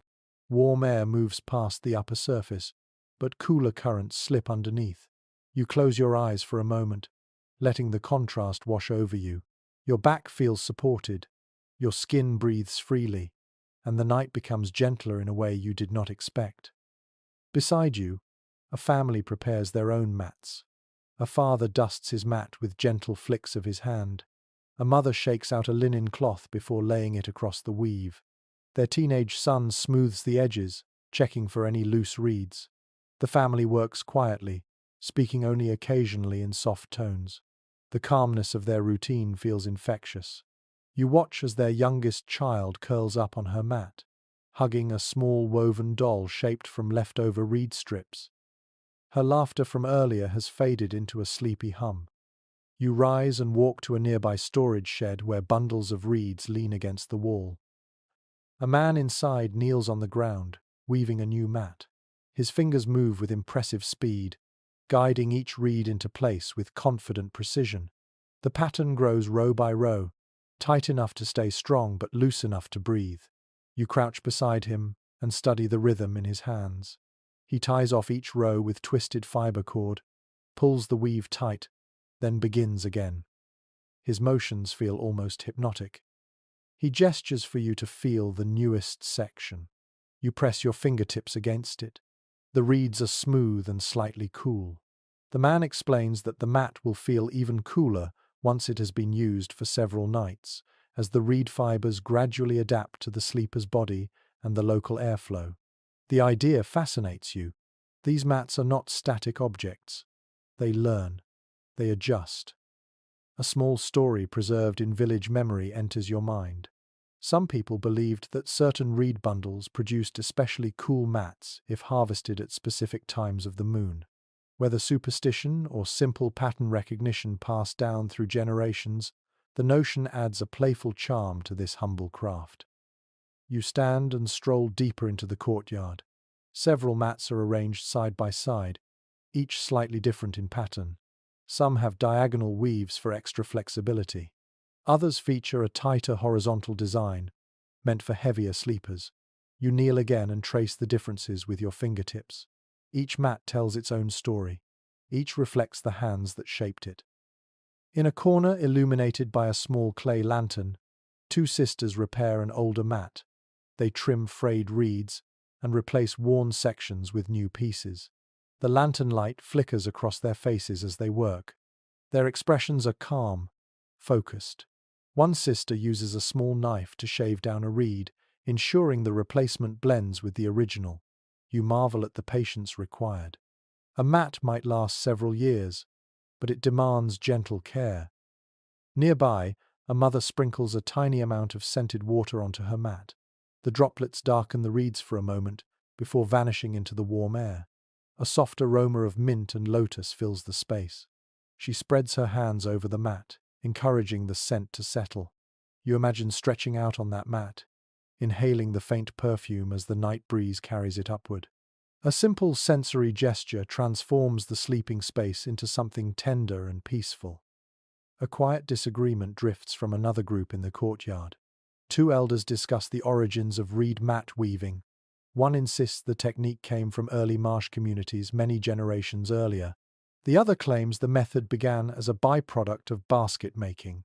Their conversation is thoughtful and measured, and you realize it echoes a larger debate among modern researchers who still puzzle over the earliest development of textile-like reed structures. Listening to the elders, you sense how tradition blends with guesswork, shaping a history that may never be fully pinned down. You wander back to your own mat and lie down again, letting the cool texture embrace your back. You feel a reed shift beneath your shoulder blade and hear a soft rustle. The sound repeats each time you breathe deeply. It is a gentle reminder that the mat is alive in its own way, responding to movement, shaping itself around you. You turn your head to watch the lantern glow ripple across other mats. Families settle into their places. A few whisper quietly, sharing thoughts before sleep. A dog curls beside a mat and settles with a soft grunt. A breeze whispers across the courtyard, making the reeds hum softly. You feel as though you are floating on a shallow river of sound and texture. You sit up and gently lift the corner of your mat, letting your hand slip underneath. The air there is notably cooler. You imagine yourself returning night after night, easing onto this woven surface until the mat softens into the perfect companion for sleep. You understand why Egyptians favored reeds. They create comfort without trapping heat, offering a quiet invitation to rest. You rise slowly and take a few steps around the courtyard. You admire how each mat becomes part of the family's nightly rhythm. They roll them, dust them, repair them, scent them, and depend on them. They trust their mats the same way people today trust soft mattresses or electric fans. But these mats do something special. They allow the night air to interact with your body without resistance. You breathe deeply, feeling the cool trace of that breath settle along your skin. When you return to stand over your mat, you gently run your palms along its surface once more. The reeds whisper beneath your touch. You close your eyes and imagine the night drawing even closer, shaping itself to help every sleeper find relief. You step back from the courtyard carrying the soft rustle of reeds with you. The mats fade into the darkness behind you, but their coolness continues to linger along your spine, guiding you deeper into the Egyptian night. You weave your way out of the courtyard of reed mats and find yourself walking along a quiet passage that opens onto a broader street, lined with modest homes whose windows face the night, as if waiting for a breeze to arrive. You feel the air shifting faintly against your cheek, not strong but present, like a soft hand guiding you forward. You follow that subtle movement until you reach a narrow gap between two houses. When you step inside the passage, the temperature drops with surprising speed. A light current brushes through the space, slipping past your shoulders and curling around your neck. You pause, astonished at how suddenly the air has changed. The gap is not accidental. Many homes were built with small channels like this between them, creating natural wind tunnels. You stand there a moment, letting the breeze wash over your arms. The sensation feels almost engineered. You realize that ancient Egyptians knew far more about airflow than their simple architecture suggests. These small alleys and windows were placed strategically to catch whatever wind the night provided. You take another step and notice how the air behaves. It moves in a steady line, flowing from one direction with gentle pressure, picking up speed as it funnels between the walls. You tilt your head and feel the difference when you lean slightly to one side.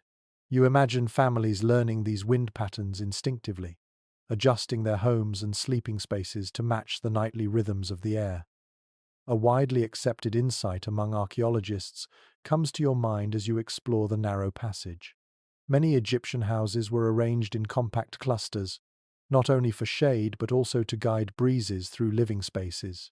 These tight arrangements allowed airflow to be concentrated and directed in predictable ways. You smile at the cleverness of it. Instead of fighting the climate, they shaped their world to work in partnership with it. You continue down the passage and see a small window near the top of a wall.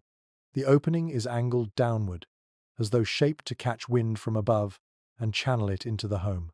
You stand below it and feel the faint draft coming through. A linen curtain flutters gently with each breath of air.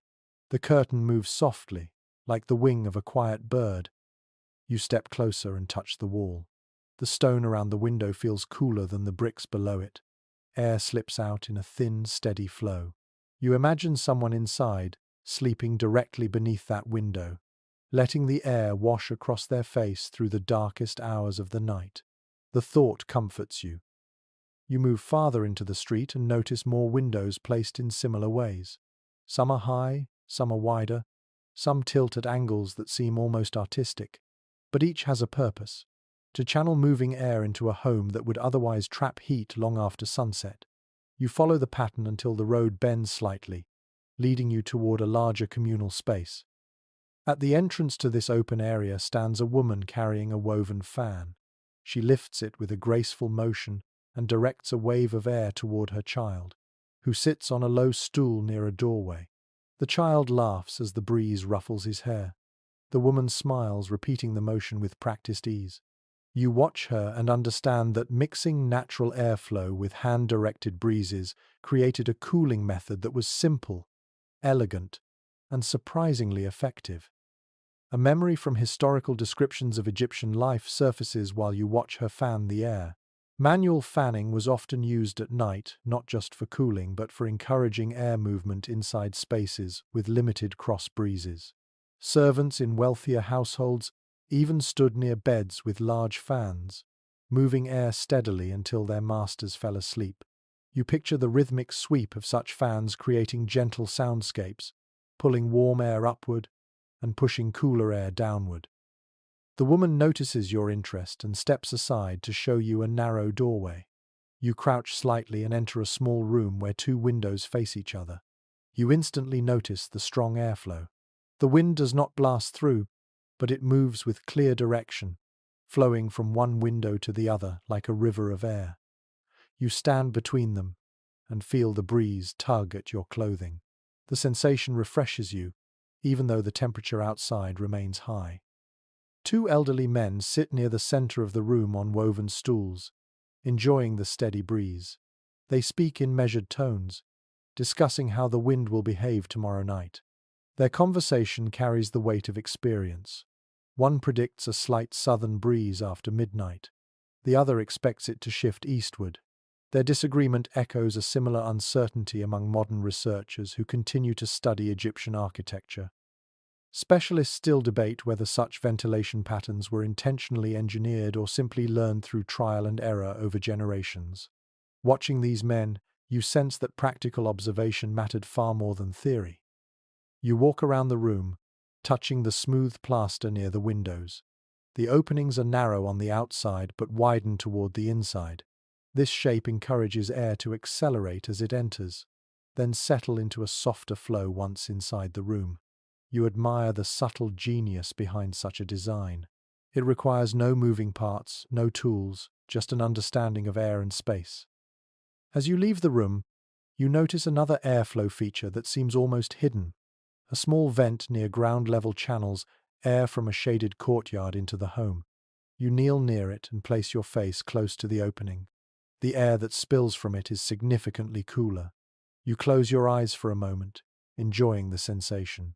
Someone probably placed their sleeping mat right beside this vent during the hottest nights. You rise and step outside again. The night air shifts gently, guiding your next steps toward a cluster of rooftops visible in the distance. The wind shapes its path through the streets, swirling around corners and slipping into open spaces. You follow it until you reach a long corridor created by two parallel walls. When you step inside, the breeze intensifies once again. You walk slowly down the corridor, marveling at how different the airflow feels from one end to the other. At the entrance, the breeze is light. Midway through, it strengthens to a steady current. Near the far exit, it grows faint again. You pause in the middle, letting the air cool your face.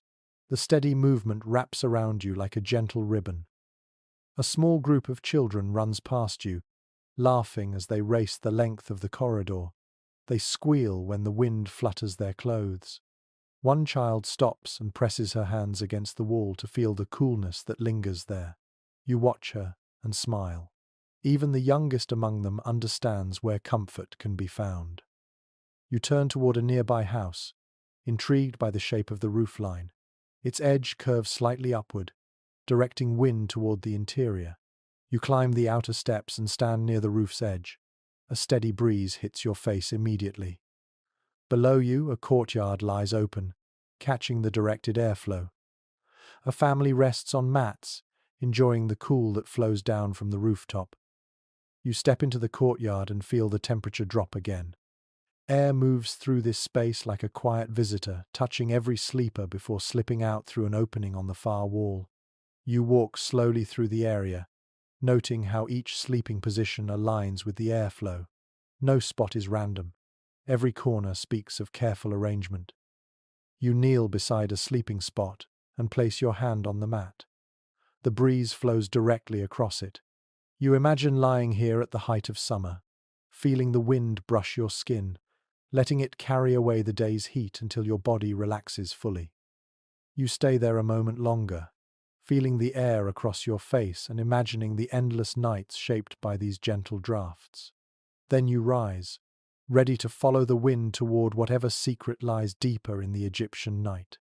You slip quietly out of the breezy courtyard and follow a narrow footpath leading toward a cluster of large clay basins arranged beneath a canopy of wooden beams. The air here feels thick again, heavy with heat that the night has not yet managed to steal away. You breathe in and catch a hint of fresh water mixed with the earthy scent of clay. As you step closer, you hear the quiet patter of droplets falling into shallow pools. It is a soothing sound, soft enough to make your shoulders relax. You move toward a wide ceramic tub at the center of the area. Its rim rises to your waist, and inside it holds several inches of water that glow silver under the moonlight. Someone has stirred it recently, leaving faint ripples drifting outward in slow, widening circles. You dip your fingers into the water and feel a coolness that surprises you. The temperature is not icy, but it carries enough relief to make your breath deepen. In this heat, even modest coolness feels like a small miracle. A familiar detail from Egyptian household habits comes to mind as you let the water slip between your fingers. Many families practice nighttime washing not as a luxury but as an essential routine, especially during the hottest months. A quick rinse before sleep helped lower body temperature and wash away sweat, dust, and tension from the day. You imagine people stepping quietly to these basins after dinner, cupping their hands and pouring cool water over their arms, faces, and necks. You scoop a handful and splash it lightly along your forearm. The sensation wakes your skin. The water leaves a fine sheen that evaporates quickly, taking heat with it. You drag your damp hand over your face and close your eyes for a moment, savoring the relief. A slight breeze passes through, brushing against the fresh moisture. You inhale slowly as the cooling deepens. Next to the tub sits a small wooden bench where a set of clay cups rests upside down. They are used for methodical washing, letting people pour water gently instead of plunging their hands into the basin. You lift one cup and feel how light it is. The rim is smooth. The shape fits perfectly in your palm. You turn it over and dip it halfway into the water before lifting it out again. A soft stream trickles from the cup, splashing against your knee. An older woman approaches the basin carrying a jar of water drawn earlier from a nearby well. She greets you with a quiet nod, then pours the contents into the tub. The water mixes slowly, sending a new set of ripples outward. She begins to wash her arms with unhurried motions. Her movements have a calm, ritualistic grace. You watch her and sense that this routine has been practiced nightly for as long as she can remember. A gentle piece of traditional knowledge comes to mind as you observe her. Some Egyptians added a pinch of natron or fragrant herbs into their nighttime washwater. Natron softened the water and gave the skin a clean, powdery finish. Herbs added refreshing scents that made hot nights seem a little easier to bear. As you sniff the water in the basin, you detect a faint aroma of mint. The scent rises gently, weaving into the air like a soft ribbon. You step aside to give the woman space and approach a smaller basin where two young boys are splashing themselves quietly. One scoops water over his shoulders while the other dips his feet, kicking gently under the surface. Their laughter echoes softly in the open air. Their mother watches from nearby, making sure they do not spill too much water.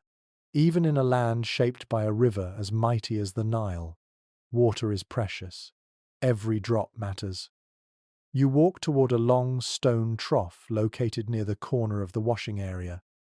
Its narrow interior holds a trickle of running water guided from a small canal nearby. You kneel beside it and run your fingers along the stream. It feels cooler than the water in the basins. You cup your hands and bring the water to your lips. The taste is fresh and mild, carrying a hint of minerals. Someone built this stone channel with care, smoothing the edges to prevent injury and shaping the incline to maintain a gentle flow. Beside the trough lies a wooden ladle carved from a single piece of acacia. You lift it and admire the craftsmanship. Its surface is worn from frequent use. You fill the ladle and let the water pour slowly over your head. The sensation sends a small shiver down your spine. For a few heartbeats, you feel almost weightless. A pair of young women approach the trough with clay jugs. They fill them patiently, chatting softly about the day's work. One mentions how much she looks forward to this nightly cooling. The other agrees, saying she cannot fall asleep without washing first. Their voices blend with the gentle trickling of the water. You stand and step aside as they finish, respecting the simple importance of their ritual. Across the courtyard, a man tends to a small fire beneath a metal bowl. You walk over and watch as he warms a small portion of water. You wonder why he heats it at all on such a hot night, until you see him pour it into a basin containing cool water. He stirs it gently to create a lukewarm mixture, a more soothing temperature for washing infants or elders. The idea feels thoughtful and tender. As you wander through the area, you notice that each basin, jug, and trough holds its own place in the nightly cooling process. Some cool the skin, some refresh the senses, some simply provide comfort through the ritual itself. You take a moment to sit on a stone bench near the largest basin. You watch the moon reflect in the water. Its surface looks like a piece of liquid silver. A quiet disagreement from two men nearby catches your ear. They discuss whether rinsing with cold water before sleep truly cools the body long term, or whether it offers only temporary relief. One insists it lowers the core temperature enough to improve sleep. The other believes the cooling effect fades too quickly without a breeze to support it. Their conversation mirrors questions that modern researchers also explore regarding evaporative cooling and body regulation. You listen, appreciating the timelessness of their discussion. You lift your hand again and drag your fingertips along the basin's surface. The water feels slightly cooler now. Breezes from earlier must have passed over it, assisting evaporation. You imagine these basins quietly working through the night, cooling small patches of air around them, offering comfort to anyone who steps close. You watch as a mother guides her daughter toward the water. The child hesitates for a moment, then giggles when her mother scoops water onto her neck. The droplets glisten briefly under the moon before they vanish. The child shivers with delight, then leans in for another splash. You feel warmth in your chest as you watch the tender moment. Nearby, someone places a shallow bowl of water in a shaded corner. You follow their movement and realize the bowl will provide evaporative cooling to anyone sleeping near it. The idea seems simple but clever. You rest your palm above the bowl and feel the cool air drifting upward. You take one last wash from the basin, letting the water run down your arms in thin, cool streams. The sensation centers you, grounding you in the quiet rhythm of these Egyptian nights. You stand there, letting the last droplets fall, letting the breeze dry them gently from your skin. When you finally step away, the area behind you fills with soft splashes, low voices, and the mingled scents of water and herbs. You walk slowly into the warm night, carrying with you the feeling of fresh, cool water clinging to your skin like a quiet blessing. You follow the soft echo of dripping water until it fades behind you, and soon the warm quiet of the night settles around your shoulders again. The path ahead leads you past several small storage buildings whose walls smell faintly of grain and dried herbs. You keep walking until you reach an entrance framed by two large jars. A man carrying a woven basket steps out of the doorway, and a puff of cool air follows him, brushing against your skin like a secret waiting to be discovered. You pause, intrigued, then slip inside. The room is dim, lit only by a single oil lamp placed on a low stool. The flame casts long shadows across shelves, lined with jars, baskets, and shallow bowls. The air feels significantly cooler than the world outside, though still warm by your modern standards. You take a deeper breath and notice a mild scent of earth, straw, and cool clay. It is the smell of preserved chill, the closest thing ancient Egyptians had to nighttime refrigeration. Families relied heavily on small storage rooms like this to protect food, oils, and drink from the relentless heat. You run your hand along a wide clay pot sitting on the floor. Its surface feels slightly cooler than the air around it. The jar's thick walls protect its contents by slowing the rise of heat, similar to how mud brick houses work but on a smaller scale. You lean closer and tap the side of the jar. The sound is soft and hollow, like a heart beating far beneath the surface. A well-accepted detail from archaeological studies comes to mind while you examine the vessel. Many storage jars were partially buried in the ground or kept in shaded corners, so the earth could help maintain lower temperatures. You crouch and touch the floor. It feels cooler than the surrounding surfaces. You imagine families storing water, beer, butter, figs, and milk here, not because they expected them to stay cold, but because they hoped to keep them from becoming too warm to tolerate. You turn and notice a small pit near the back of the storage room. The pit is lined with smooth stones, arranged in a circle, and filled with sand that feels surprisingly cool beneath your fingertips. A faint trickle of water flows in a channel beside it. The mixture of damp sand and slow evaporation works together to lower the temperature inside the pit. People stored perishable items like cheese or delicate herbs in such spaces during the hottest seasons. Beside the pit lies a set of shallow clay lids. You lift one and examine the design. It fits perfectly over the stone circle, creating a simple cooling chamber that protects food from pests and heat. You lower the lid again and feel the subtle drop in temperature near your feet. You understand now why people placed these small cooling zones throughout their homes and courtyards. They offered pockets of relief that worked quietly through the night. You rise and walk back toward the shelves. A basket filled with dried barley sits at eye level. Nearby rests a jar filled with date paste, sealed with pressed clay. You pick up the jar and feel its weight. The clay seal feels smooth and dry. The jar's surface carries faint condensation that tells you its contents remain slightly cool inside. You imagine someone breaking this seal at dawn to prepare a morning meal, thankful that the paste has not turned unpleasant overnight. From the corner of the room, you hear soft footsteps. An older man enters carrying a bundle of reeds. He nods politely before moving toward a jar half buried in the floor. He lifts the lid, checks the contents, and replaces it carefully. As he works, he hums quietly to himself. His motions reflect long familiarity, the kind built over years of tending small, cool spaces that protect precious food through unbearable heat. A bit of folklore from local communities slips into your memory.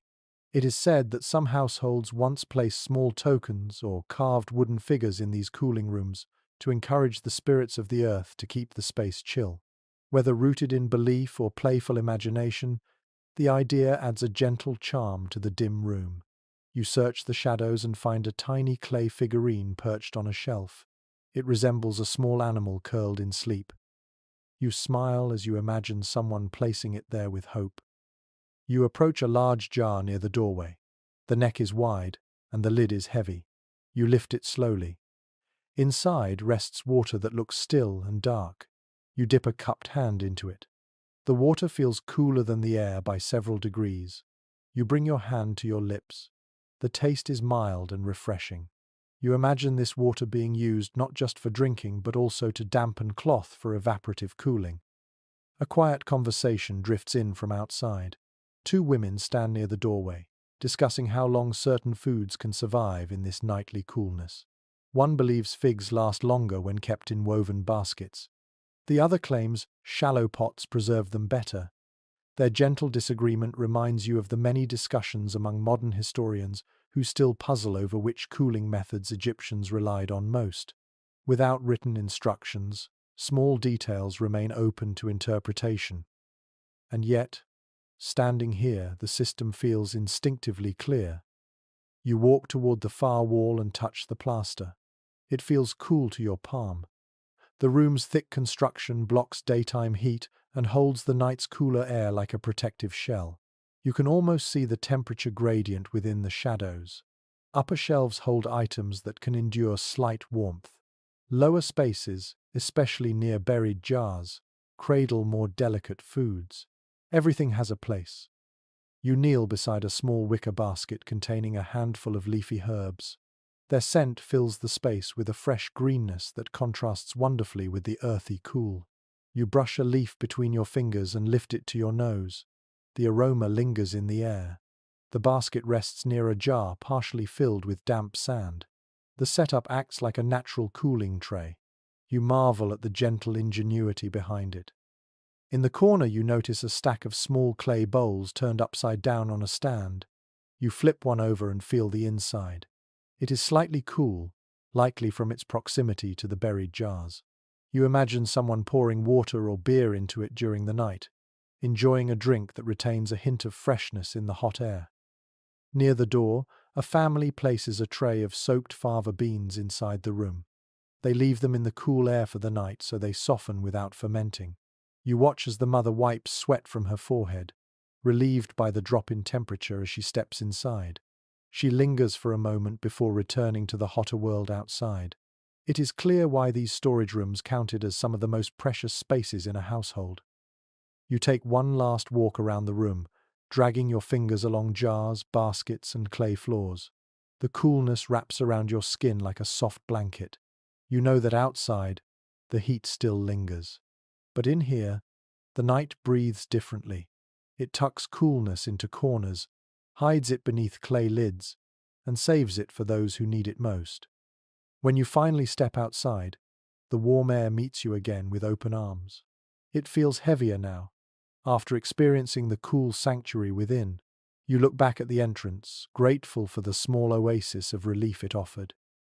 You continue deeper into the night, carrying the memory of that quiet, gentle chill with you. You walk away from the cool storage room and drift toward the edge of the settlement where the homes thin out and the ground slopes gently downward. The air feels heavier here, but it carries a hint of movement that draws you forward. You hear the soft chorus of frogs before you see the water. Their rhythmic croaking rises and falls like a lullaby guiding you through the darkness. You emerge from behind a cluster of palm trees, and there it is, the Nile. A shimmering ribbon of moonlit silver stretching into the horizon. You step onto the damp soil near the riverbank and immediately the temperature shifts. Cool air rises from the water and wraps itself around your ankles. You pause to savor the sensation. After hours in the restless heat of inland courtyards, this cool breath feels like a gift pressed gently into your hands. You crouch and let your fingers brush the moist earth. It clings to your skin, cool and pliant, releasing a faint scent of river life. A detail often mentioned by students of ancient Egypt surfaces in your thoughts. Many families spent the hottest summer nights sleeping close to the river or within reach of its breezes. The Nile was not only the lifeline of their crops and daily water supply, it was also a source of comfort that calmed the worst of the heat. As you inhale the river air, you finally understand why people gravitated toward it once the sun sank. You walk closer, stepping lightly through reeds that whisper as you pass. The river hums with gentle currents. You kneel at the water's edge and dip your hand in. The temperature surprises you. It is cooler than the air by a few degrees, enough to make your skin tighten slightly. You hold your hand there and watch moonlit ripples distort your reflection. A soft splash draws your attention to a small wooden raft tied to a stake. A fisherman sits upon it, mending a net under the dim glow of a clay lamp. He pauses to greet you with a brief smile before returning to his work. His hands move with a relaxed grace, weaving fibers as though the night belongs entirely to him. You watch him for a moment. The calmness of the scene feels like a secret you have been allowed to glimpse. A curious note from community traditions comes to mind. Some villagers believed that sleeping near the Nile invited dreams filled with messages from river spirits. Whether rooted in imagination or the calming effect of cooling breezes, the idea lingers as you scan the shimmering surface. You feel the river's quiet presence soothing your thoughts, encouraging you to unwind. You rise and walk along the bank, noticing several families settling on woven mats laid carefully on the river's edge. Some have placed clay jars nearby, allowing the water to cool the vessels more effectively through the night. A few adults dip cloths into the river to refresh their skin. The children laugh softly as the cold water surprises them. You watch as one girl presses a damp cloth against her neck and sighs with delight. You find a spot slightly elevated from the water and sit down. You tilt your head back and let the breeze brush across your face. The night sky reflects in the river, doubling the stars and making the world feel larger. Crickets hum in the reeds. A distant splash suggests a fish leaping briefly into the air. Every sound feels gentle, layered, and welcoming. You stretch your legs out and lean back on your palms. The air flowing across your skin feels different here. It carries the moisture of the river, which cools your body more effectively than the dry breeze inland. You close your eyes for a moment, letting the mixture of scents and sounds meld into one soothing rhythm. From nearby, you hear soft conversation. Two elders sit on a flat rock discussing how often people should sleep by the river during the worst summer nights. One argues that the cool breezes prevent heat exhaustion. The other worries about insects and humidity making sleep more restless. Their discussion mirrors the uncertainty among modern scholars who still debate how regularly families chose riverside sleeping compared to rooftop or courtyard arrangements. Listening to their voices drift across the water, you sense both points hold truth. You stand and wander toward a narrow inlet where lotus flowers float calmly on the surface. Their petals reflect pale moonlight, creating little pools of glowing white. You bend to smell one. The scent is faint but sweet, carrying a freshness that reminds you of early mornings. Some families believed lotus blossoms encouraged peaceful rest when placed near sleeping mats. You imagine the petals swaying on the water while someone nearby drifts into slumber. A woman sits by the inlet washing a basket. She looks up, smiles, and dips her hands again into the shimmering water. The ripples glide outward, like rings of light.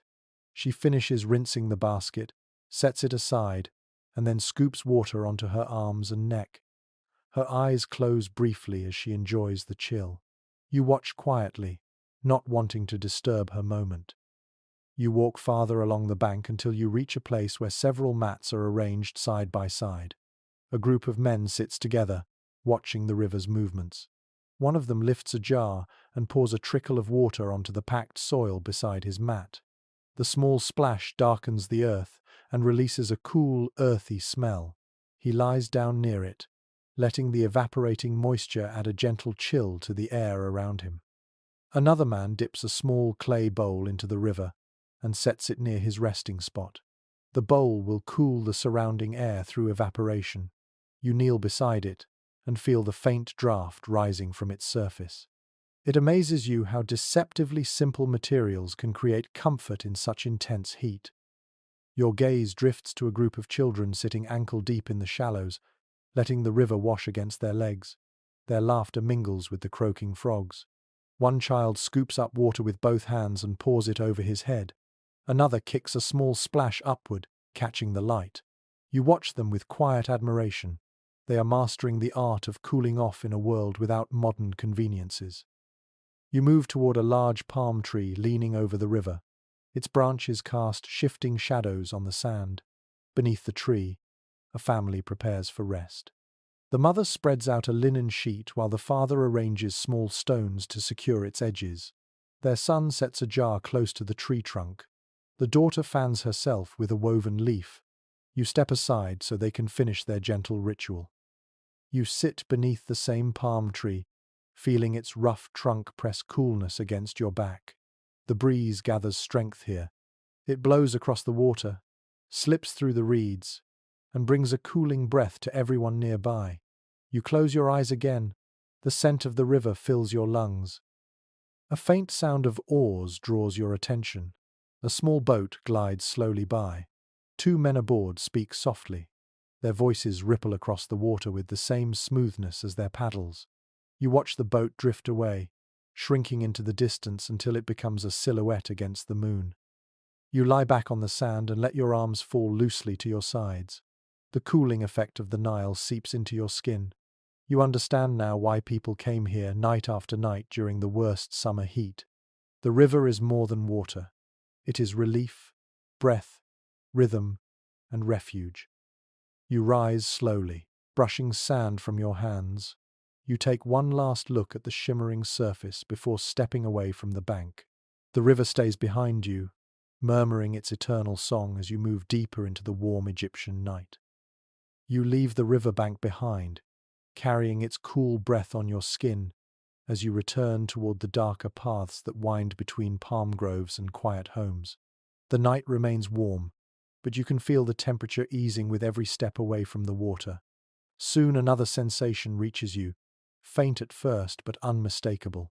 A thin curl of smoke drifts through the air, carrying the scent of herbs, pungent and slightly sweet.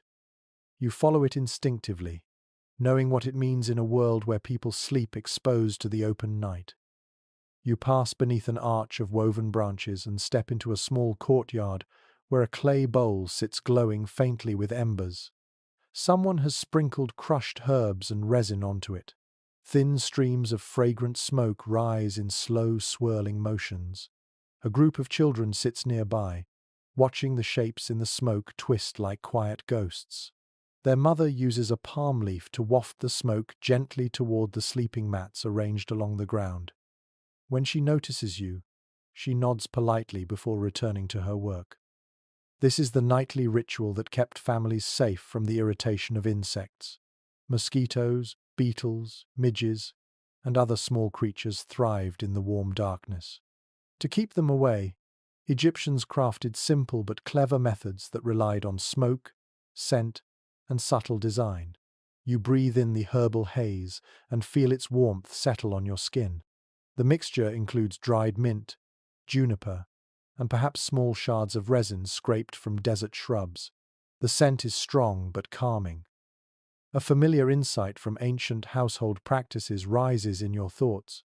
People often burned pungent herbs or aromatic wood each evening not only to reduce insects, but also to mask unpleasant smells that clung to hot nights. Smoke became a form of cleansing, a subtle purifier that helped make sleeping spaces more comfortable. You watch the woman as she lifts another small scoop of herbs and scatters them across the glowing embers. The smoke thickens briefly, and the air grows richer. You walk toward the edge of the courtyard where several woven nets hang from a wooden frame. They sway gently in the night breeze.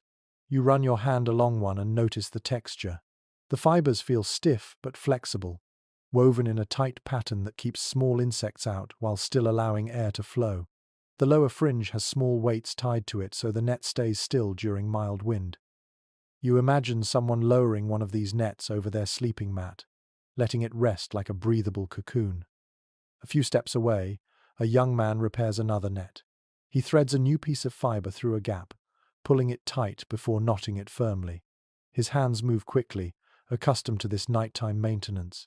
As he works, he hums softly, a song with a rising and falling melody that blends with the night. You kneel beside him and watch the weave grow row by row.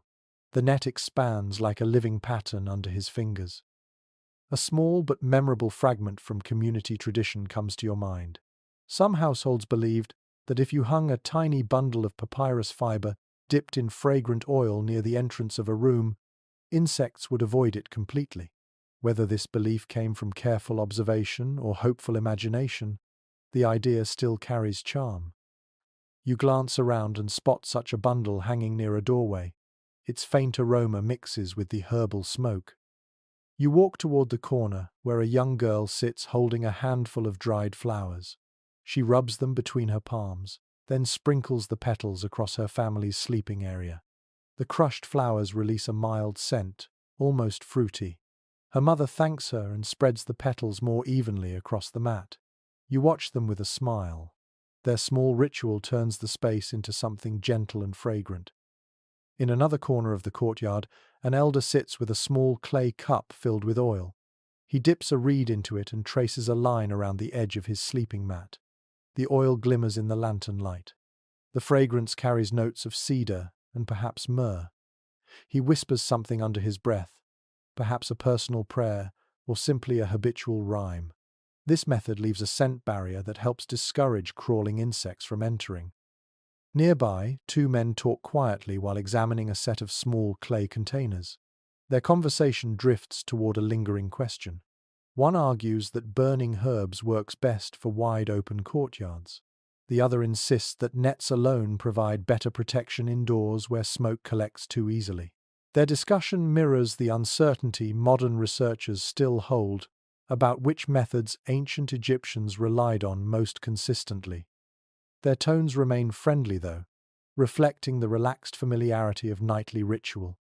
You stand again and wander toward a small doorway that leads into a dim sleeping room. The air inside feels warmer but noticeably free of pests. You look upward and see a narrow gap in the ceiling where a woven screen filters the breeze. Near the wall sits a pot of smoldering herbs placed carefully so the smoke drifts upward instead of toward the bed. Someone has arranged the sleeping space meticulously, ensuring both airflow and protection.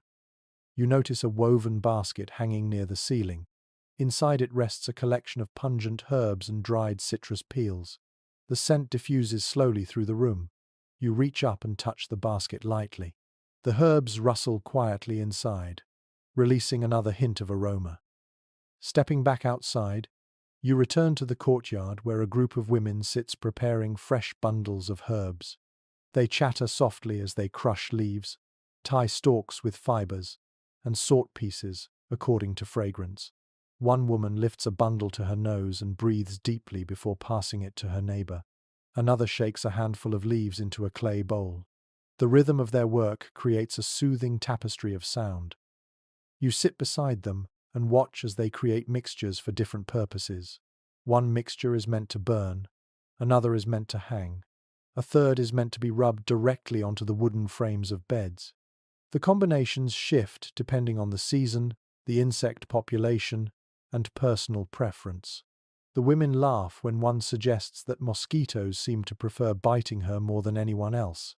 They tease her gently and offer to prepare an extra strong blend for her mat. A young boy runs into the courtyard carrying a small pot filled with glowing coals. He drops a pinch of crushed leaves into it, then waves his hand to stir the smoke. The aroma climbs upward and expands through the space. He moves the pot from one corner to another, creating a moving ring of protection.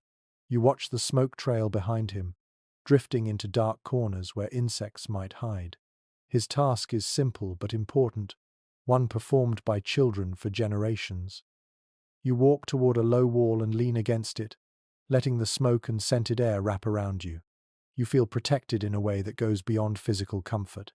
The night no longer feels threatening.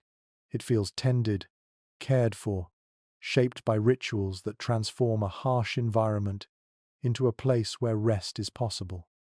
A dog lies curled near the smoke bowl, its ears twitching occasionally at distant sounds.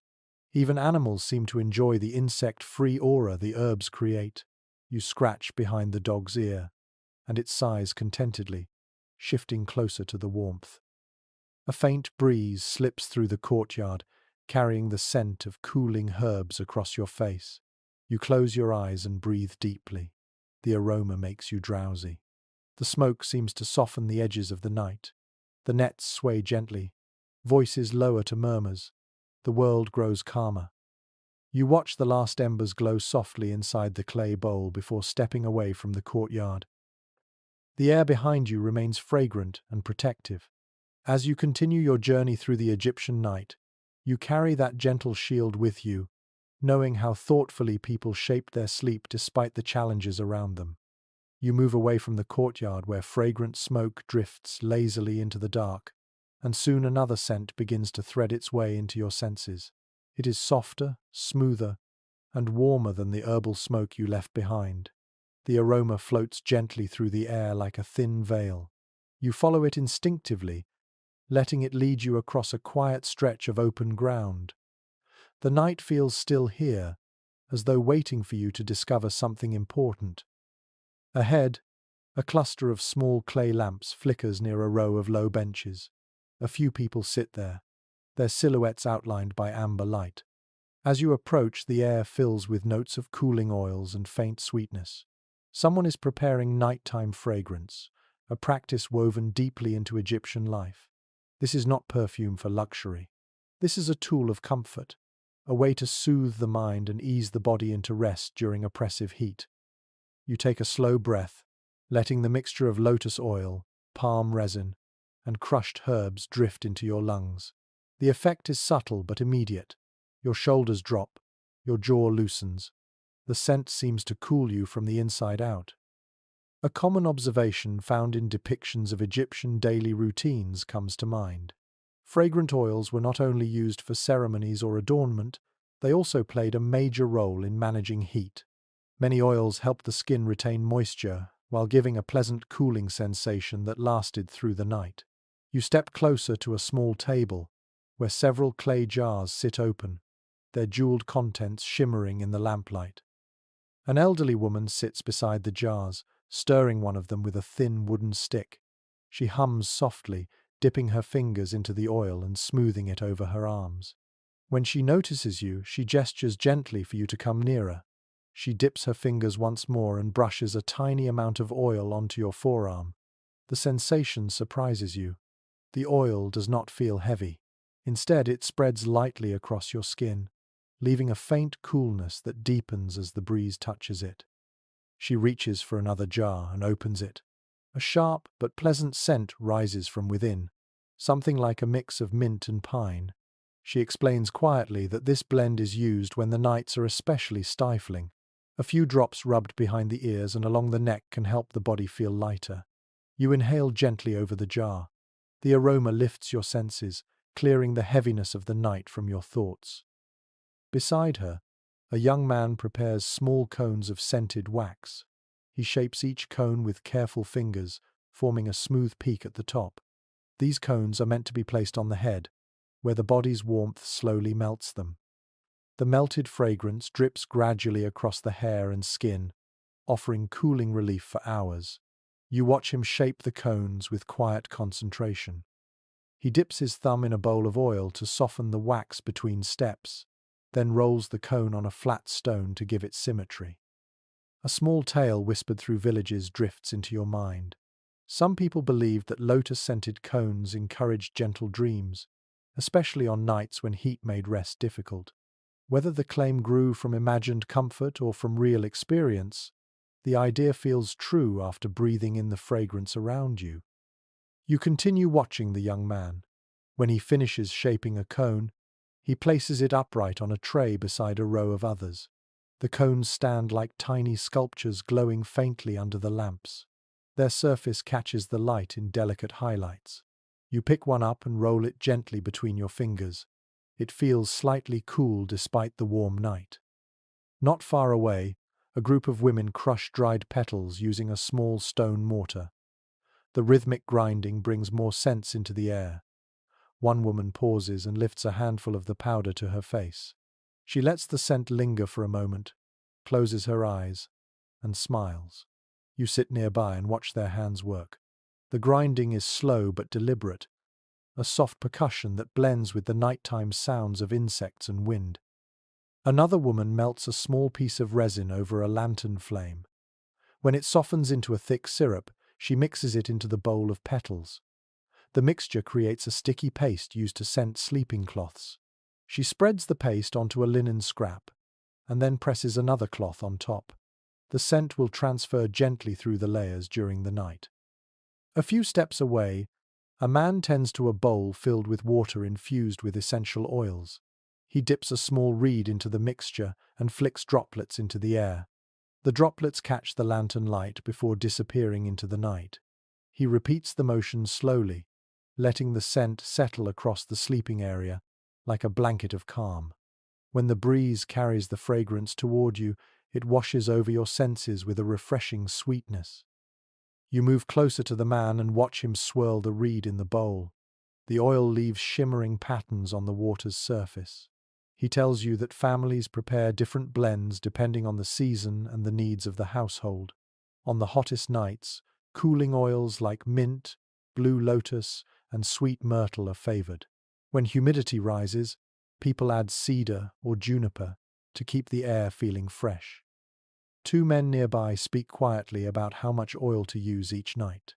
One insists that a light touch is best, so the scent can float gently through the space. The other likes a heavier aroma, especially when people gather in close quarters. Their conversation reminds you of the way modern experts sometimes debate which aromatic compounds provided the most relief. Some believe the cooling comes from evaporation on the skin. Others think the psychological comfort mattered more. Watching these men, you suspect both were true. You stand and wander toward a long bench where several clay lamps glow steadily. Their flames reflect softly in bowls of scented oil placed nearby. You lift one bowl and swirl it slowly. The fragrance rises like warm silk. You trail your fingers through the surface and bring them to your face.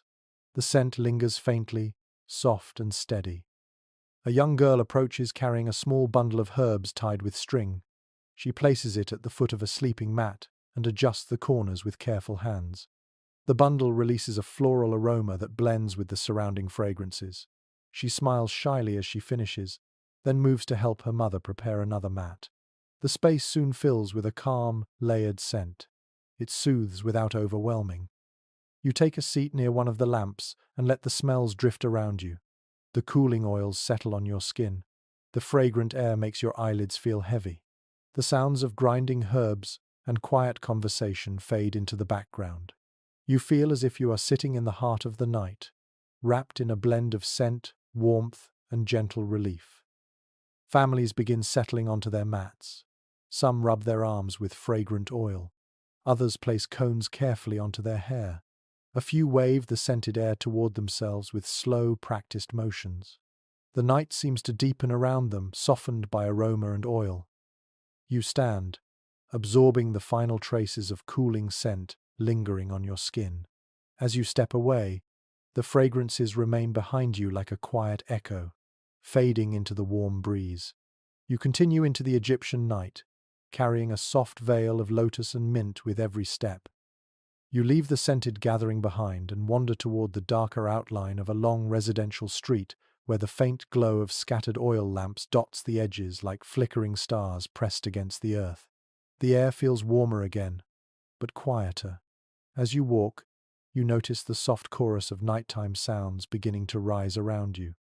They swirl in gentle layers, forming the soundtrack of Egyptian nights that countless people fell asleep to. You slow your pace, letting each sound settle into your awareness. First comes the steady croak of frogs in the distance, carried from the river banks. Their calls move in waves, rising and dipping in patterns that feel rhythmic enough to calm your pulse. Then you hear a low murmur of voices from a courtyard where someone is finishing a late meal. The sound is soft and intimate, like the hum of a family settling into rest. You step forward and catch the rustling of palm leaves overhead as a mild breeze pushes through them. The fronds move with a whispering sound that feels almost alive, like the forest itself is breathing. You pause beneath the tree and close your eyes, letting the rustle settle into the space between your breaths. A familiar detail recorded in many studies of ancient Egyptian daily life drifts into your thoughts. The nights were never perfectly silent. People slept through a blend of natural and human-made sounds that shaped their dreams and comfort. Rest did not require silence. It required familiarity. And for Egyptians, the sounds of the night became a kind of lullaby. You walk on, and soon another sound joins the chorus. The gentle splashing of water against clay jars. You look to your left and see a small fountain trickling in the courtyard of a wealthier home. The water loops continuously through a narrow channel carved from stone. The trickle echoes lightly through the cool courtyard air. A servant sits nearby, adjusting the angle of the water to keep the sound steady. For some families, the presence of moving water brought peace, especially during hot seasons. A few homes away, the rhythmic tapping of a loom reaches your ears. A middle-aged woman sits on her rooftop, finishing a piece of fabric under lamplight. The soft, quick taps create a delicate beat that blends with the other sounds around you. Her movements are slow but tireless, the kind made easy by muscle memory. You stand quietly, absorbing the cadence of her work. Then comes the sound of distant hoofbeats. You turn your head and see a man leading a donkey through the street. Its steps fall in a slow, almost sleepy rhythm. Each hoof meets the packed earth with a thud softened by layers of dust. The man hums a low tune as he walks, guiding the animal toward a nearby stall. The donkey snorts once, then settles into an even slower rhythm, its tail swishing at the night air. As you continue wandering, you notice a low hum of insects, less aggressive than the buzzing of day but still prominent. Their sound rises in droning waves that merge into an ambient haze. The insects cling to the heat, lingering in the walls and stones. Their music provides a backdrop to the softer noises of human life. You lift your hand to feel the air.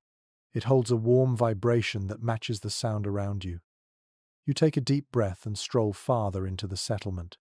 A pair of boys sit on a rooftop plucking strings on a small instrument. The melody they create is simple, perhaps an improvised tune they have repeated night after night. Their soft notes drift through the open air. You can almost feel how the music brings a sense of unity to the quiet landscape. From behind a mud brick wall, you hear the gentle clinking of pottery. Someone is stacking jars for the next day. A man hums quietly while he works. The sound is so steady that you find yourself moving in rhythm with it as you pass. The air around the wall feels cooler, hinting at a small water channel hidden on the other side. You pause near another courtyard where a mother sings to her child. The lullaby floats into the night with a softness that overrides the persistent heat. Her voice rises and falls, wrapping around the child like a protective cloak.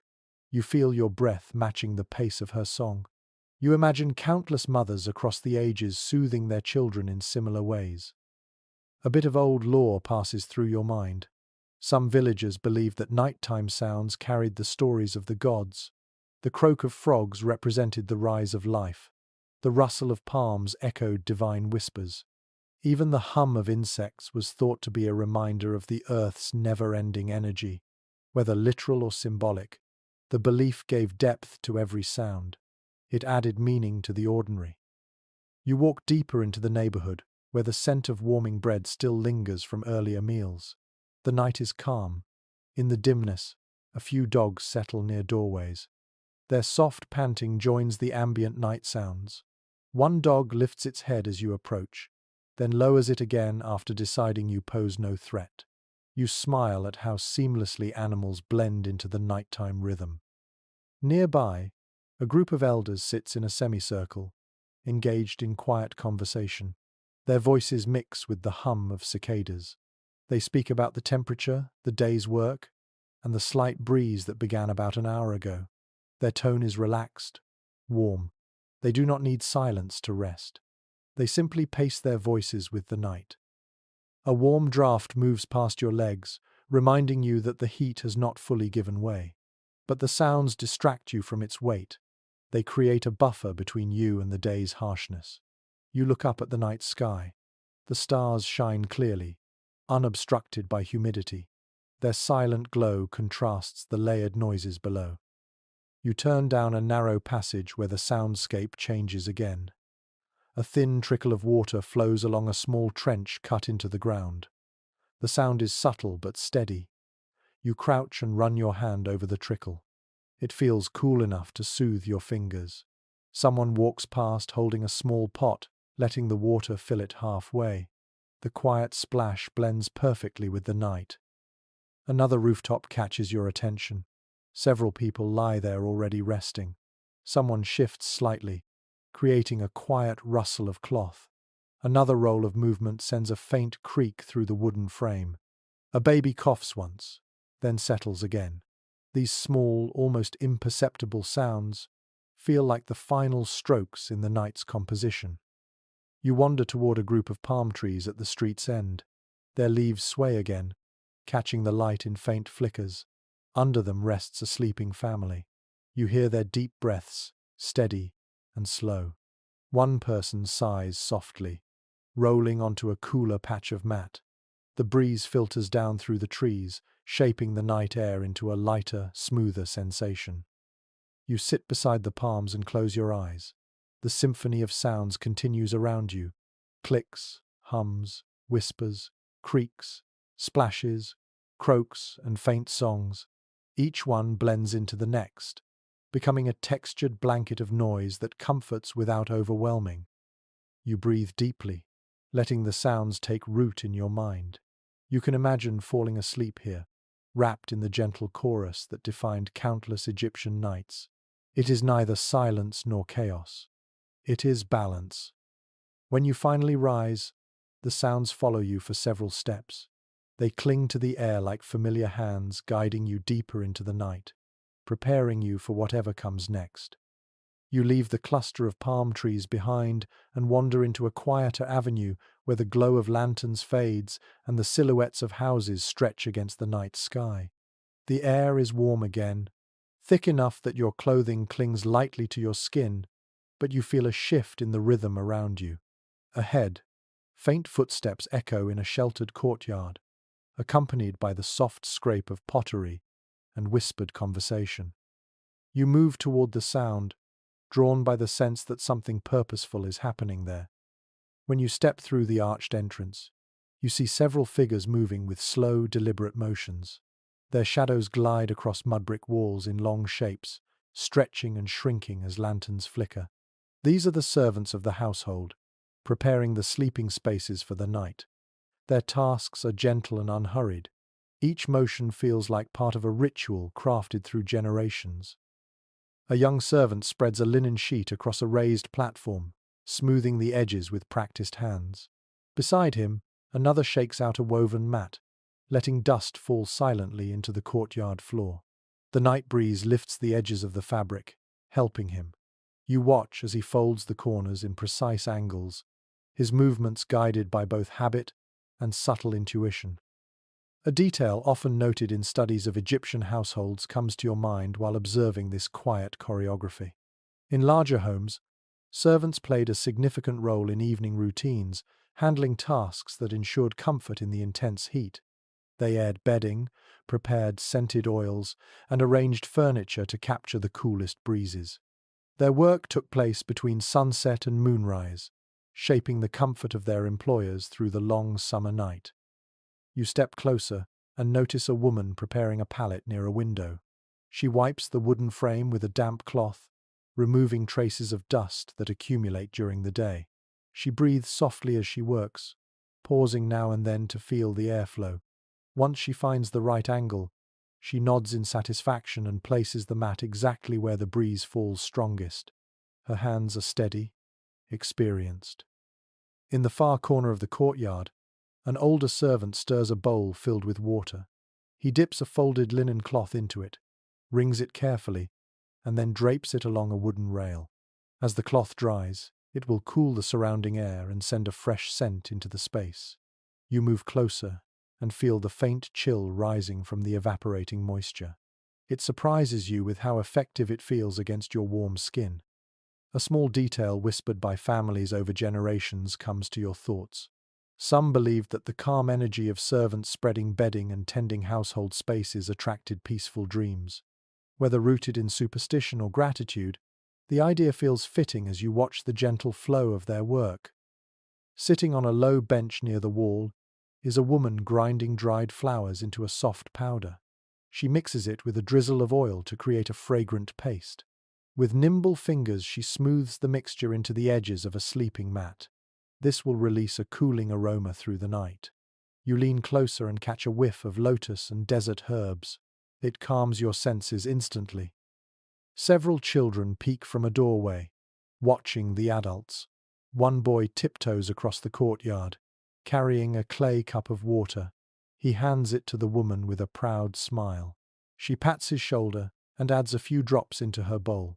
The boy beams as though he has helped cool the entire night. As you watch, you notice another task unfolding. A servant adjusts the position of a palm leaf fan mounted near the sleeping area. The fan is not moved manually but angled so the night breeze will strike it and create additional airflow over the sleepers. You admire this simple but ingenious solution. He ties the fan to a wooden pole, tests its movement, and steps back to observe. From a nearby doorway, two men emerge carrying a long wooden frame. They lower it gently near the courtyard's open side. This frame will become the sleeping space for the head of the household. They adjust the legs until the bed sits slightly tilted, angled perfectly to catch the night breeze that slips between the walls. The men murmur to each other softly, exchanging observations about the wind's direction. A passing thought touches your mind. Some historians still discuss how much control households had over nightly airflow. Were these arrangements deliberately engineered or simply improvised through experience?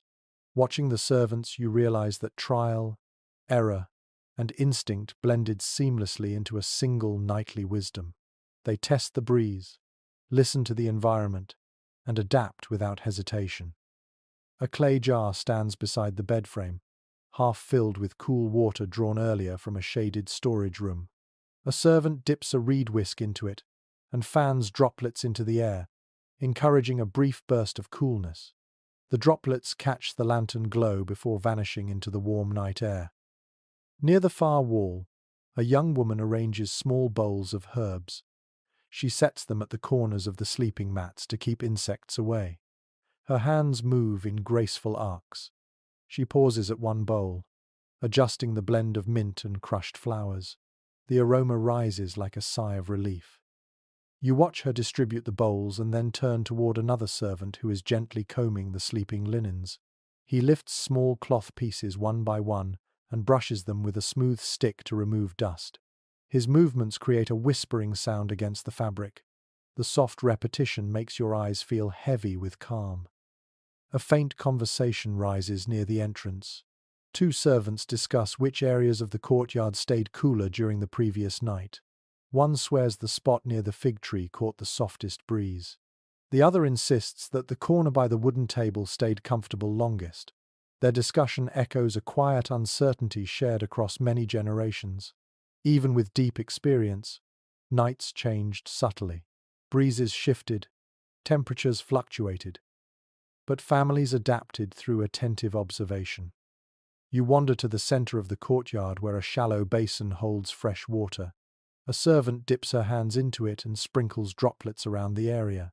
The water darkens the earth in irregular patches. Its evaporation will bring a thin layer of coolness across the ground. You kneel beside the basin and trail your fingers in the water. It feels as though it has been drawn from the river only moments ago. The lanterns around you grow dimmer as servants finish their tasks. Their voices quieten. One extinguishes a lamp and leaves a pool of moonlight in its place. Another folds a woven cloth and places it neatly beside a mat. The final movements feel like the finishing breaths of a long ritual. A faint breeze drifts through the courtyard, catching the linen sheets and making them flutter softly. You stand still, letting the moment sink into your senses. The servants retreat slowly into inner rooms. They have shaped the night into a space of rest, comfort, and calm. Without them, the household would face the heat unprepared. With them, even the warmest night becomes survivable. You take one last look at the arranged mats, the fragrant herbs, the angled fans, and the carefully placed jars of cool water. Everything feels ready. The night has been tamed just enough. You step away from the courtyard, leaving behind the quiet artistry of those who prepare the world for sleep. You leave the servants' courtyard behind and follow a wide path that leads toward a quieter district of the settlement. The houses here grow larger, their walls smoother, and their doorways framed with carved beams. Lanterns burn with steadier flames. The air even feels a touch lighter, as if wealth itself changes the texture of the night. You slow your steps, knowing you are about to witness the difference between how ordinary families slept through brutal summer heat and how the elite faced the same challenge. A soft murmur of voices drifts from a large courtyard ahead. You slip inside and immediately feel the change. The courtyard is far more open than those you passed earlier. Tall columns support an open canopy of woven reeds that lets night air sweep through freely. The breeze here feels stronger, shaped by wide spaces instead of narrow alleys. You pause beneath one of the columns and look upward. The canopy patterns the moonlight across the floor in wide, gentle stripes. To your right lies a raised sleeping platform large enough for several mats. A linen curtain hangs loosely around part of it, fluttering like a pale ribbon whenever the wind brushes past. A pair of young women adjusts the curtain, testing how it catches the air. When they step aside, the curtain floats softly inward. You smile, knowing the airflow will wash across whoever sleeps there tonight. A well-known observation from ancient Egyptian records appears in your thoughts. Wealthy households often enjoyed cooler nights due to more spacious construction, multiple courtyards, and higher rooftops that caught stronger breezes. But coolness did not belong only to the rich. It simply manifested differently. Where poorer homes relied on narrow vents and ground-level airflow, elite homes created open spaces that welcomed the wind. You walk farther into the courtyard and examine a wooden frame covered with smooth linen. It rests on raised supports carved in gentle curves. The frame looks elegant, almost ceremonial. When you lay a hand on it, the wood feels polished, as if someone oil-treated it regularly. A young servant smooths the linen sheet and sprinkles a handful of fragrant powder across the corners. In the shadow of the far wall, you notice something that catches your breath. A large ceramic water vessel sits in a carved niche, placed so the breeze passes directly over its damp surface. The evaporation cools the surrounding air, sending a fresh current toward the sleeping platform. The placement is not accidental. Someone understood the wind's path and arranged these vessels to make the most of it. You take a slow step toward the vessel and brush your fingertips across its surface. It feels cool, even more than the jars you touched earlier. The niche around it amplifies the effect, creating a pocket of refreshing air. You imagine an elite family reclining nearby while servants gently fan the air if the night became unbearably warm. Two men stand near the center of the courtyard discussing something in low voices. You listen and soon realize they are debating the ideal placement of the sleeping platforms. One believes the platform should be positioned close to the open side of the courtyard to catch stronger breezes. The other insists on keeping it near the cooling vessel to benefit from the evaporated moisture. Their conversation mirrors a familiar modern uncertainty about how ancient elites optimized nightly comfort. The answer likely shifted with each season, each house, each night. As you walk past them, a girl carries a small basket filled with fresh lotus petals. She scatters the petals near the sleeping platforms with soft, patient motions. Their scent rises slowly into the air, adding a gentle freshness that lingers without overwhelming. She smiles when she notices you watching, then continues her task with a quiet grace. You wander into the attached hallway, drawn by a faint shimmer of lamplight. The hallway opens into a decorated chamber. Here lies another sleeping arrangement, smaller and more private. The bed occupies the center of the room, framed by carved wooden posts. Woven mats hang on the walls, absorbing heat that would otherwise radiate into the sleeping space. A servant adjusts one mat, tapping it lightly to check for dryness. When he turns, he sees you and steps aside politely. A small bowl rests on a low table beside the bed. Inside it floats a mixture of oils. You lean closer and smell hints of marjoram and sweet myrtle. Someone will use this blend to cool their skin before resting. A folded cloth lies beside the bowl, neatly arranged for easy reach. You imagine a household member dipping the cloth lightly into the mixture and smoothing the cool liquid along their temples and arms. You step back into the hallway and return to the courtyard, where several children sit eating slices of chilled melon. One child wipes her face with her sleeve and laughs as juice drips down her chin. The melon must have been kept in a cooling chamber earlier. Even small luxuries like this transformed the night into something gentler. As you stroll deeper into the elite district, you pass another large home and hear faint musical notes drifting from an upper balcony. Someone is playing a small harp. The delicate melody floats through the air like a ribbon of silver. The soft plucking of strings makes you pause. Music, especially in wealthier homes, often accompanied evening rest. Families enjoyed short performances or gentle tunes played by household musicians. The next courtyard you explore offers a sharp contrast to everything you saw earlier. Here the sleeping platforms line a long, open-air gallery. Each platform sits beneath a slanted wooden frame designed to direct breezes downward toward the sleepers. The frames act like funnels, catching higher winds that skim the rooftops and channeling them gently below. You stand beneath one and feel the faint, river-like flow of air sliding past your arms. A pot of chilled water rests near the gallery. A servant dips a cloth into it and wrings it thoroughly before draping it over a wooden beam. The breeze passes through the damp cloth, cooling the air as it moves. The effect feels like walking into a pocket of early morning air. You settle there for a moment, letting the coolness wash over you. Then, as you stand quietly, you hear a softer commotion from the far corner of the courtyard. A group of women prepares a sleeping area for their mistress. They adjust linen pillows stuffed with soft plant fiber. They brush the mats gently to remove stray dust.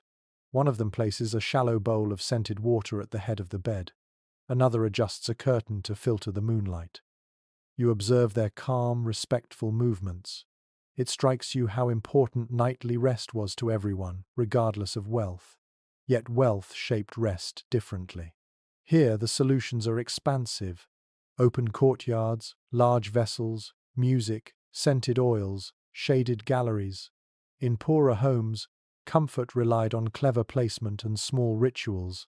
Both groups fought the same heat, but with different tools. A servant steps forward carrying a small clay jar. She opens it and the scent of cool mint floats upward. She brushes a tiny amount along the wooden frame of the bed, leaving a shimmering trace. She repeats the motion with slow care, ensuring the fragrance will rise throughout the night. You stand a long moment watching the quiet bustle. The lanterns flicker softly. The breeze surrounding the courtyard moves steadily, filled with scent and movement. As the final touches are added, the servants step aside. The courtyards settle into stillness, waiting for sleepers to arrive. You turn and leave the elite district behind, stepping once more into the mixed warmth of the night.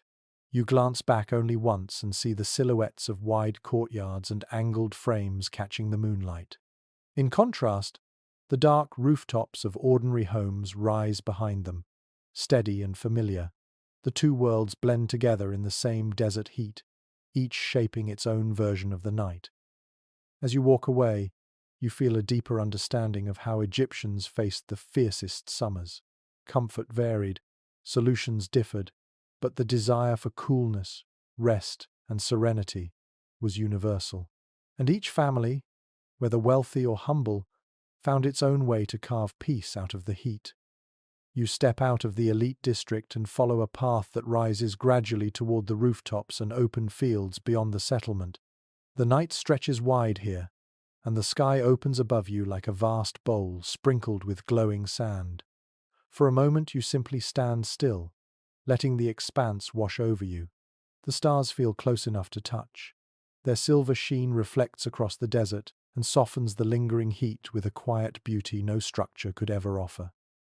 You climb a small incline and find yourself standing on a wide rooftop overlooking the river and the distant flicker of lamps in scattered homes. The air here feels easier to breathe. A soft, steady breeze glides along your arms, carrying the faint scent of dust, palm leaves, and distant water. You tilt your head back and take in the full canvas of the sky. Constellations form their ancient shapes, tracing animals, ships, and wandering figures across the darkness. A commonly noted detail from historical records surfaces in your thoughts. Ancient Egyptians were remarkably skilled sky watchers. Their observation of stars was not only tied to farming and festivals, but also shaped their understanding of the night itself. People often slept outdoors during the hottest months, and as a result, stars became familiar companions, silent guides that offered comfort long before sleep arrived. You walk across the rooftop and sit near the edge, letting your legs dangle slightly. You run your fingers along the warm mud brick beneath you. The breeze pushes gently at your back and hair. Above, the stars drift in patterns that feel calm, steady, and ancient. You imagine lying here night after night, learning the rhythm of the constellations as naturally as learning the rhythm of breath. Off to your left, a small family settles onto their mats. The father lies on his side, pointing upward to show his daughter the bright curve of a star cluster. She follows his gesture with wide eyes. The mother laughs softly, then reclines beside them. Their silhouettes blend with the glow of the starlight, creating a scene both intimate and timeless. You shift your gaze as a streak of light sweeps briefly across the sky. A shooting star vanishes almost as soon as it appears. A faint gasp rises from a neighboring rooftop where two boys sit watching the heavens.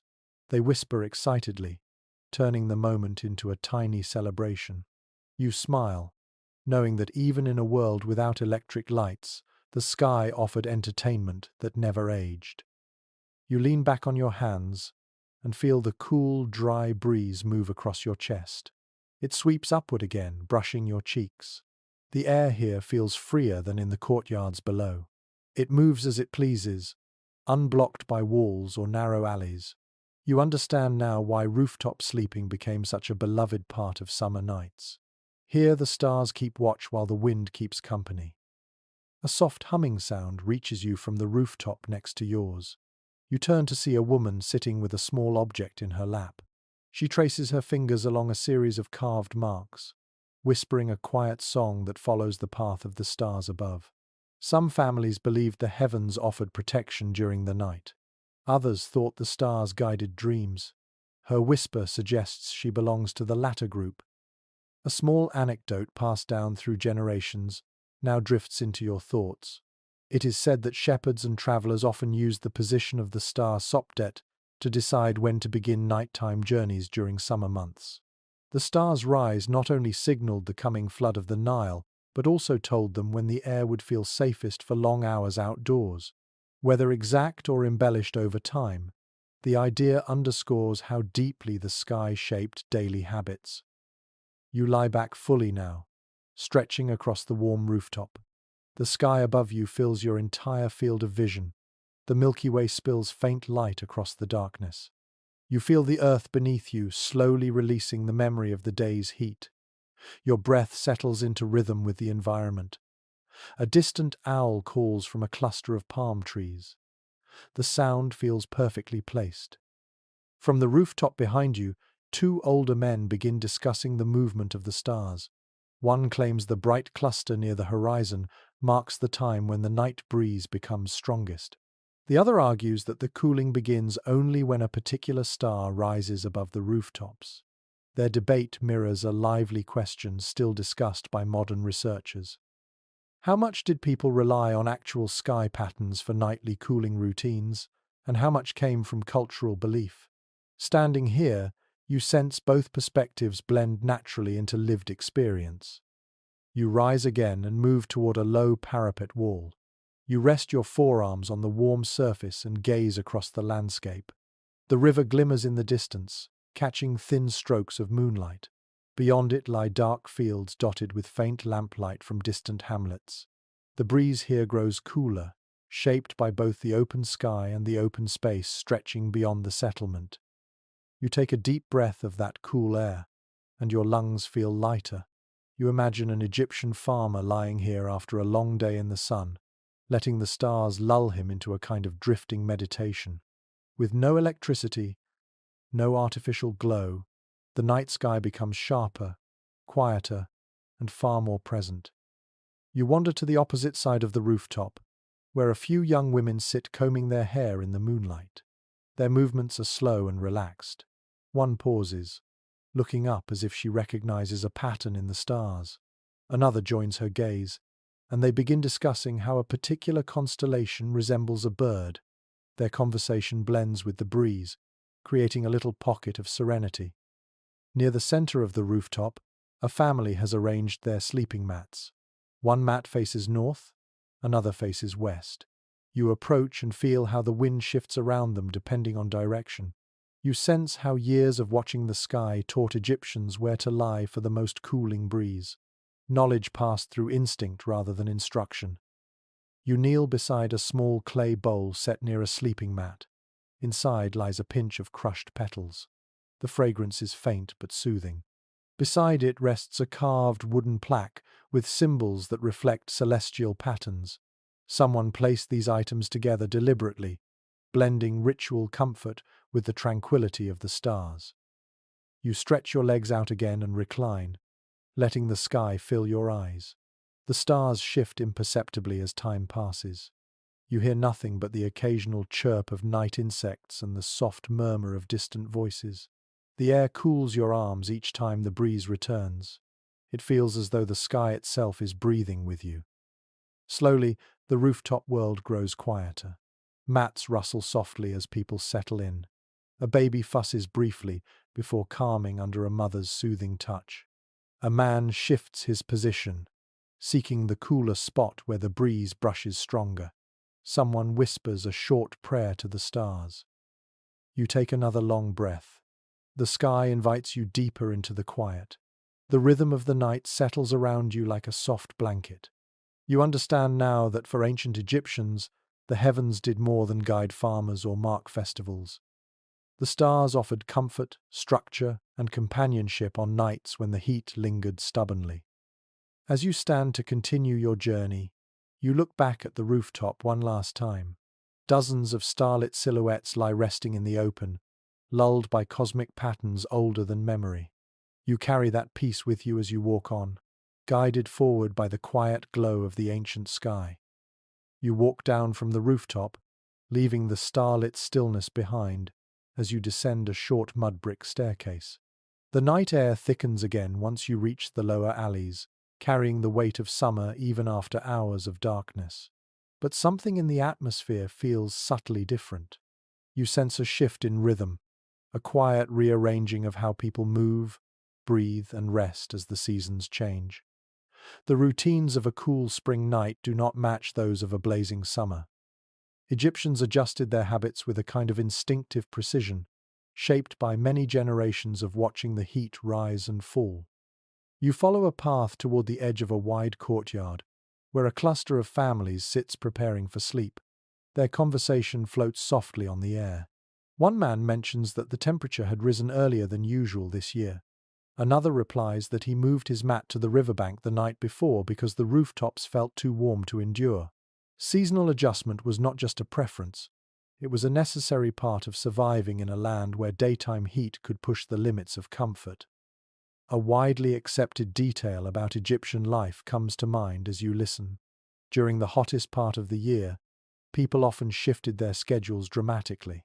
Work began before sunrise, pauses at midday became routine, and nighttime became a precious window for both cooling and productivity. Sleep, too, followed seasonal patterns. Families learned to divide sleep into portions, taking longer rests at night and sometimes brief naps during the heat of the afternoon. You watch a woman spread a light reed mat near a shaded wall. She places it carefully at an angle she knows will remain cool until sunrise. During the mild days of spring, she might not have bothered with such precision.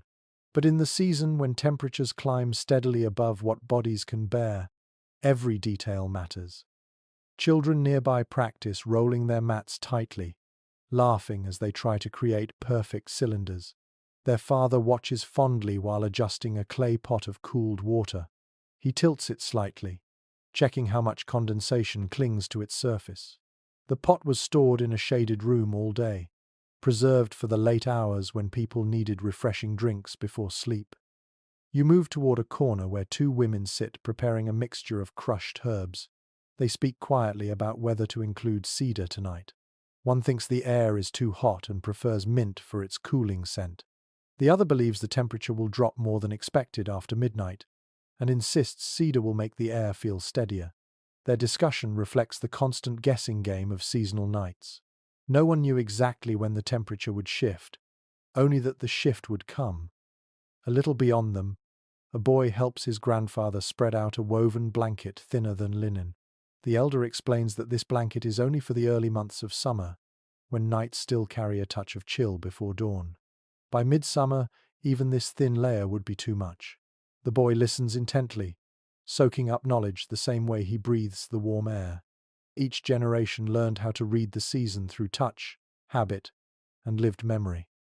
You continue through the courtyard as a faint breeze stirs, brushing softly against your face. It carries the scent of warm dust and distant water. You turn your head slightly, knowing the breeze is a sign that the night is beginning to shift.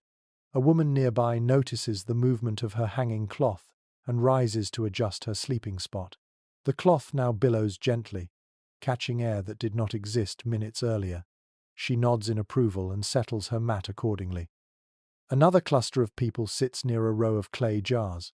They debate tomorrow's plans. One man suggests waking an hour earlier to avoid the rising heat while farming. Another warns that if the winds change, early mornings could bring unexpected warmth.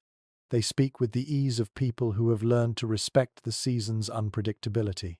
The heat demanded flexibility, not rigid routine. As you continue walking, you spot a small group of elders sitting beneath a trellis of vines. Their faces glow in the lantern light. One elder explains how, as a young man, he used to sleep close to the river every night throughout midsummer. Another recalls climbing the roof beams to rest as high as possible in hopes of catching cooler breezes. Their stories weave a picture of seasonal life that blends tradition and personal experiment. A quiet disagreement arises among them. One elder insists the river provides the best cooling in late summer. The others believe rooftops hold more comfort when humidity rises. Their discussion mirrors a gentle academic debate still lingering today. Which seasonal environment offered the most relief?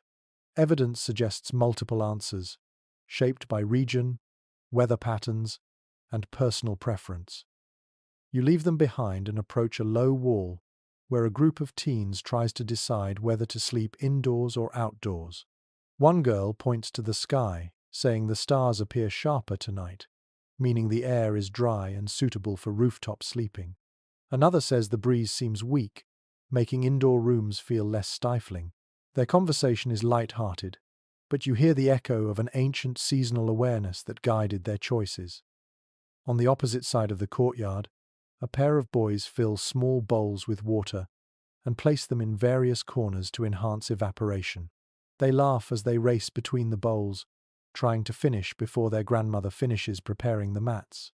The bowls will cool the air slightly, creating pockets of relief throughout the courtyard. In spring, they might use fewer bowls.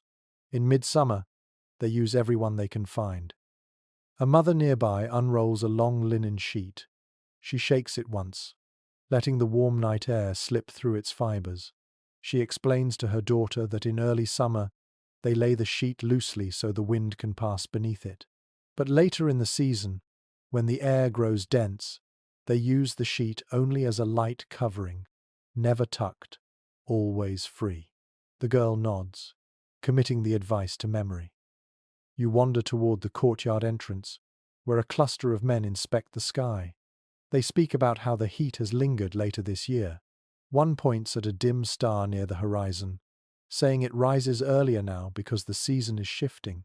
Another shakes his head, claiming the wind patterns tell the true story. Their quiet disagreement highlights a long-standing tension between celestial and atmospheric interpretation. People relied on both, but neither offered perfect predictions. You step out onto the main path again and walk among the houses, feeling the warmth cling to your skin. But now you understand the deeper rhythm hidden within these nights. Egyptians adjusted to the seasons constantly. They shifted sleep times, rearranged mats, changed their cooling techniques, and balanced instinct with observation. A mild breeze returns and flows over your arms. You close your eyes and let it settle. The night is alive with subtle changes, each one guiding how people rest. You walk on, carrying the understanding that comfort in Egypt was not static. It was a dance with the seasons, performed every night in the warm embrace of the desert air. You continue walking along the warm path, feeling the night loosen around you as the wind shifts once again. A faint glimmer of lamplight flickers ahead, guiding you toward a quiet space nestled between two broad houses. The air feels heavier here, as though carrying ancient thoughts, stories, and hopes. When you step inside the shaded courtyard, you notice the gentle arrangement of small objects placed near mats, jars, and low wooden altars. Something about the atmosphere urges you to slow down, to tread carefully, as if stepping into a place where dreams and beliefs still mingle in the darkness. A family sits near the center, their faces calm and reflective. One woman holds a carved wooden amulet shaped like a rounded figure with wide, open eyes. She rubs it gently with her thumb before placing it beside her sleeping mat. Another person hangs a small papyrus charm above the doorway. Its fibers flutter slightly in the shifting air. Near the opposite wall, someone traces a symbol in the dust with quiet intention before smoothing it away again. These gestures carry the weight of something deeply embedded in Egyptian life, a conviction that restful nights and safe dreams were tied to forces beyond the visible world. A frequently noted detail from Egyptian spiritual practice returns to your mind. Daily life, even at its most ordinary, was intertwined with symbols of protection and well-being. Images of deities appeared in homes not out of formality, but from genuine belief that such figures helped guide, soothe, or defend in unseen ways. Sleep, vulnerable and unpredictable, felt like a time when connection to the unseen world grew more present. You kneel near a mat where someone has left a small clay figurine shaped like a reclining lion. Its carved mane spreads behind its head in straight lines. The figurine faces the direction where the breeze comes in, as though keeping watch. You imagine someone placing it here each night, trusting it to guard the dreams of anyone who lies nearby. On another mat rests a painted wooden plaque showing the silhouette of a boat gliding across a band of blue. You run your fingers gently along its smooth edge. The image reflects the belief that the night journey resembled a river voyage. Sleep was a crossing, dreams were waters, and protection meant safe passage through the unseen currents. Someone must have placed this plaque here with the hope that the night would be calm and the dreams gentle.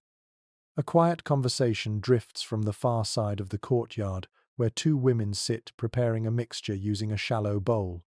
They combine oil with ground petals and crushed herbs. As you approach, the fragrant mixture rises into the air, soft and sweet. One woman dips her fingertip into the bowl and touches it lightly to her forehead. The other does the same, then applies a faint streak along the edge of her sleeping mat. You recognize the blend as something meant to encourage peaceful dreams and bring a cooling sensation to the skin. A moment from local tradition surfaces in your thoughts.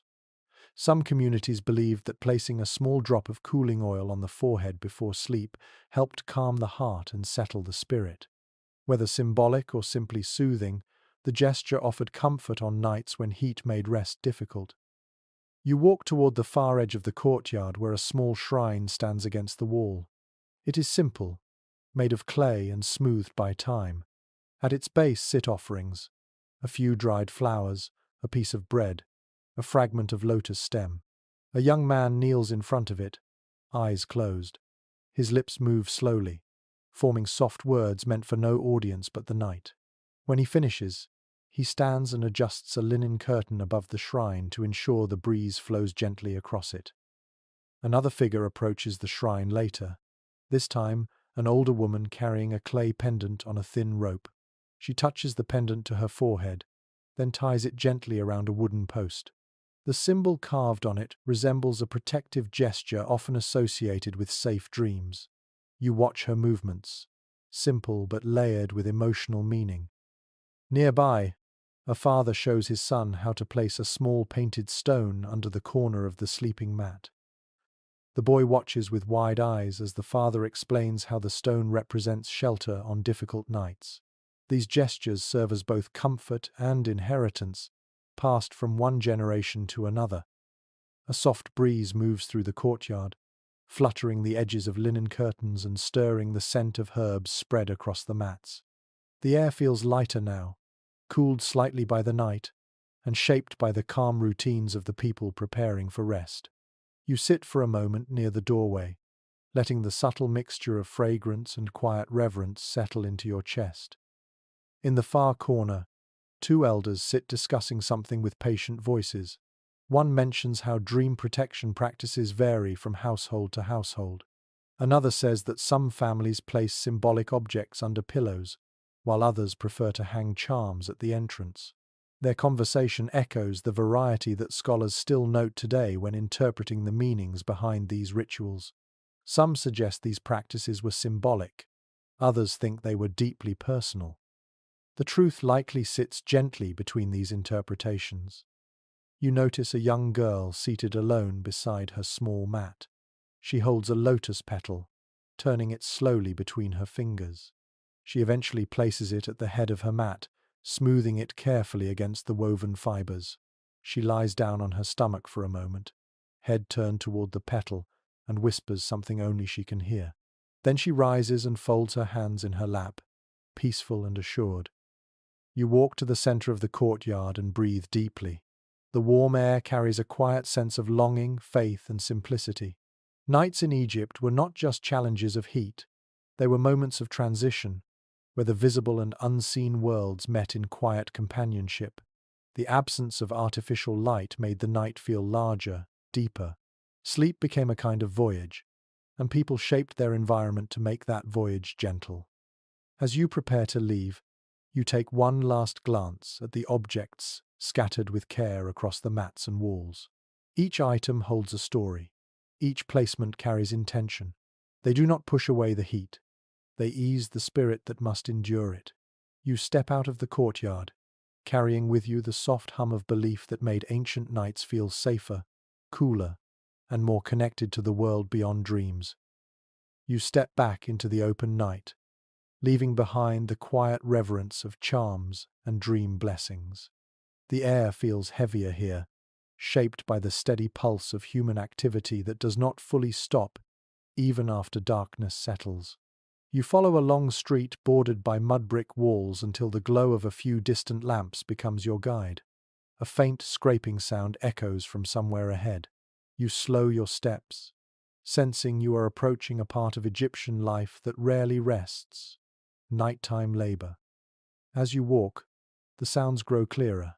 A potter's wheel spins somewhere behind a half-open door. A soft, rhythmic tapping suggests someone weaving nets or patching a reed mat. In a shaded courtyard, two men are pulling rope through a wooden frame, twisting it carefully. Their motions are deliberate and measured, working at a pace the heat will allow. Night is not only a time for rest. It is also a time when the world cools just enough for people to complete tasks that the sun would punish during daylight hours. A well-documented pattern in ancient Egyptian labor now rises in your thoughts. Many types of work shifted partially into the night during the hottest months. Farmers, builders, craftspeople, and servants learned to balance energy with temperature. Some tasks demanded daylight, but others could be done by lamplight or moonlight, freeing hours of early morning for additional rest. Sleep itself was flexible, adapting to the season rather than following strict schedules. You stop beside a family courtyard where a man repairs a broken basket. He sits cross-legged with a pile of palm strips beside him, weaving them into sturdy shapes. His wife grinds wheat on a stone slab, using slow, circular motions to reduce the grain into fine flour. She wipes sweat from her forehead and continues. Her expression is not one of fatigue but of focus. She wants to finish before the heat rises again. A child stirs beside them, rubbing sleep from her eyes. She sits near her mother and fans her softly with a palm leaf. The mother smiles but keeps working. You admire their teamwork, quiet and unspoken. Tasks at night become family rhythms when temperatures dictate how the hours unfold. You move farther along the alley and hear the faint ringing of metal on stone. You turn a corner and find a man sharpening a tool on a flat whetstone. Sparks flicker briefly each time he presses the blade. The light illuminates his determined expression. He pauses when a breeze brushes through, closing his eyes subtly as if savoring the faint coolness. Then he continues, pulling the blade along the stone surface in precise, practiced strokes. Across from him, another man rolls a heavy clay amphora toward a storage space. His movements are slow yet steady. He stops midway, breathing heavily. Sweat drips down his arms. Even at night, physical labor remains demanding, but his companion joins him, lifting the amphora from the base. Together they navigate the vessel through the doorway with a shared grunt. They laugh afterward, relieved. Their camaraderie softens the difficulty. A detail often mentioned in discussions of ancient labor practices comes to mind as you watch them. Work and rest existed on a kind of sliding scale. The hottest days created pockets of inactivity that had to be balanced by cooler nights. People did not push their bodies to dangerous limits simply because the sun offered light. They saved their strength for the hours that tolerated it. You continue your walk and find a rooftop where several young men work under the moonlight. One shapes clay tablets while another writes markings with a thin reed. A third man mixes pigment in a bowl, grinding minerals into powder and adding water sparingly. Their soft voices drift across the rooftop as they discuss the tasks of the next day. They laugh occasionally, sharing jokes that lighten the weight of labor. The scent of wet clay reaches you, grounding the moment in something honest and simple. Moving on, you step into a wide alley where a group of women carries large bundles of clothing. They gather around a shallow pool carved into the ground. You watch as they kneel and begin rinsing linen under cool water, beating each piece lightly against smoothed stones. The splashing sounds echo into the night. A faint scent of soap made from natron rises into the air. The women speak cheerfully as they work, exchanging stories and teasing each other. Their laughter becomes another rhythm in the night. You pause to watch them longer than you expect. There is something soothing about the mixture of motion, water, and chatter. It reminds you that nighttime was not only practical but also social. People found comfort in working together under the stars, where the heat felt less threatening and the world felt more forgiving. Not far away, an elderly man sweeps the alley with a wide broom made of stiff reeds. He moves methodically, pushing dust into neat piles. His motions create a gentle brushing sound. He pauses occasionally to lean on the broom handle, gazing at the moon as if drawing strength from its cool glow. Then he resumes, guided by decades of habit. You admire his patience. A small argument catches your attention from a doorway where two young men debate whether the night breeze will strengthen later. One insists it always does on nights like this. The other claims the wind has been stubborn and will remain weak. Their disagreement reflects a question that researchers still explore today. Did Egyptians follow predictable nighttime cycles? Or did they simply adjust in real time as the temperature dictated? Listening to them, You sensed that flexibility mattered more than pattern. You continue onward and find a group of workers near a clay kiln. They sit in a circle, waiting for the interior temperature to drop low enough for them to safely remove newly fired pottery. A faint red glow pulses within the kiln. One worker dips a cloth into a jar of water and places it along his neck. Another massages his fingers after hours of shaping clay. They speak quietly about their progress, proud but cautious. You feel a respect for their endurance. Beyond them, two men tend to a row of animals. They lay fresh straw in shaded pens and brush dust from the hides of donkeys. One man wipes his brow with his sleeve, sighs, and leans against the pen. His companion jokes about the stubbornness of one particular donkey, and the two share a tired laugh. Even chores that must be done every day find a softer tone in the late hours. You reach the end of the alley and step into another courtyard where the glow of lamps reflects on several half-finished projects. A carpenter sands a wooden panel. A potter tests the rim of a new jar. A woman seals dried herbs into small clay containers. These tasks do not require the sun, only steady hands and patience. The night offers both. You notice that some people alternate between work and rest throughout the night. A man lying on a mat stands to help his wife move a basket, then lies down again moments later. Another sits listening to a neighbor's story while slowly mending a torn rope. The boundary between labor and relaxation blurs when the season demands flexibility. You stand in the center of all this activity and take a long breath. The warm air feels different now, shaped by shared motion and quiet purpose. The night is not silent or still. It is alive with cycles of work and rest that weave together seamlessly. People conserve their strength. They read the heat. They adapt without complaint. As you move away from the courtyard, the sounds of nighttime labor fade gradually into the hum of the warm air. You walk down a final passage, reflecting on how Egyptians transformed the dark hours into a space of resilience, cooperation, and survival. Sleep came when the world allowed it, shaped by necessity and season. You continue onward, carrying the hum of work and the softness of rest with you as the Egyptian night deepens. You leave behind the soft rhythm of nighttime labor and follow a curving path toward the outskirts of the settlement. The houses grow farther apart here, replaced by long fences built of woven reeds and low stone enclosures. The breeze carries a new mix of scents: warm hay, dusty fur, and faint traces of animals resting after a long day under the sun. As you walk farther, you begin to notice shapes shifting in the dimness. A pair of goats stir in their pen. A donkey shifts its weight and snorts softly. Somewhere a dog barks once, then settles again. You are approaching the part of the night where humans and animals share the same cooling strategies. A commonly acknowledged detail about ancient Egyptian life comes to your mind as the shadows around you move. Many families kept animals not far from their homes. Chickens, goats, donkeys, dogs, and sometimes cattle all lived within reach, shaping the soundscape, temperature, and rhythm of the night. Even cats wandered freely, welcomed for their ability to keep pests away. Animals were not separate from human comfort. They were part of the nightly ecosystem. You step into a small courtyard that houses several woven reed shelters. Chickens roost quietly on low beams. Their soft rustling fills the silence. You notice how the shelters stand slightly elevated above the ground, allowing the air to circulate beneath them. The design helps prevent heat from building up, even at night. A few hens shift their wings, fluffing feathers to release warmth.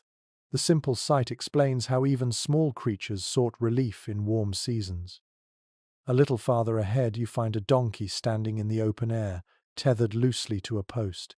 It flicks its ears as you approach, reacting more to the breeze than to you.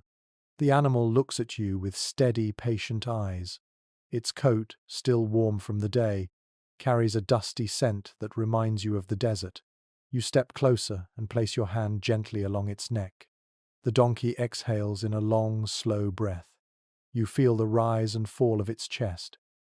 It seems to appreciate the cool air just as deeply as you do. Nearby, A family works quietly around a low wall that encloses their goats for the night. A man checks the thatched roofing, making sure it is open enough to allow airflow but secure enough to keep the goats from wandering. A woman sprinkles fresh straw across the ground, creating a softer layer that will not trap heat. Their daughter pats one of the goats gently, laughing when the animal nudges her hand. You watch the family move with ease, attuned to the needs of their animals. A warm memory from village tradition surfaces as you observe them. Some families believed goats sensed subtle shifts in temperature earlier than humans. When goats sought higher or lower ground at night, people took it as a sign of how the breeze would behave. Whether true or not, the idea reflects how closely animals and humans lived, their breaths blending in the warm Egyptian air. You walk toward a larger enclosure where several cattle rest. They lie side by side, their slow breaths creating a faint, rhythmic sound that hums through the night. A man sits near them on a low stool, watching over his herd. He strokes the head of the closest cow, speaking softly to it. The cow responds with a gentle shake of its ears. You sense a quiet interdependence here. Humans cared for animals, and animals offered labor, milk, protection, or simple companionship. On the far side of the enclosure sits a clay trough filled with water. A boy dips a handful of straw into it, then sprinkles the wet straw over the resting area. The evaporating moisture will offer a cooling effect for both animals and humans. You kneel beside the trough and trail your fingers in the water. It feels surprisingly cool, likely drawn recently from a shaded jar. A faint scent of wet clay rises from the surface. You rise and make your way toward another pen where a few cats roam freely. Their eyes flash in the dim light as they weave between baskets and sleeping mats. Cats flirt with the edges of lamplight like spirits slipping between worlds. One rubs its side against a wooden post before settling to groom itself. You move closer, and the cat lifts its head but does not flee. It blinks slowly at you, accepting your presence. Cats were cherished protectors of stored grain and sleeping spaces, keeping insects and rodents at bay. Their presence alone shaped the comfort of the night. Beyond the cats, you hear a soft rustling from another shelter. You approach cautiously and see several dogs resting together, their bodies curled in loose circles. One dog lifts its head, sniffs the air, then goes back to sleep. A woman nearby kneels to check their water bowl and strokes the largest dog along its back. The dog thumps its tail once in response. These animals offer protection, alerting households to danger or strangers approaching in the dark. Their presence helps families sleep more peacefully. You continue walking until you find a spot where humans and animals share a single courtyard. A family sleeps under a simple canopy, their mats arranged neatly. A donkey rests not far from them, tethered but comfortable. A cat curls near the mother's mat. A few chickens roost overhead. A goat lies close to the child's sleeping space. The arrangement is not chaotic. It is balanced, shaped by familiarity and shared survival.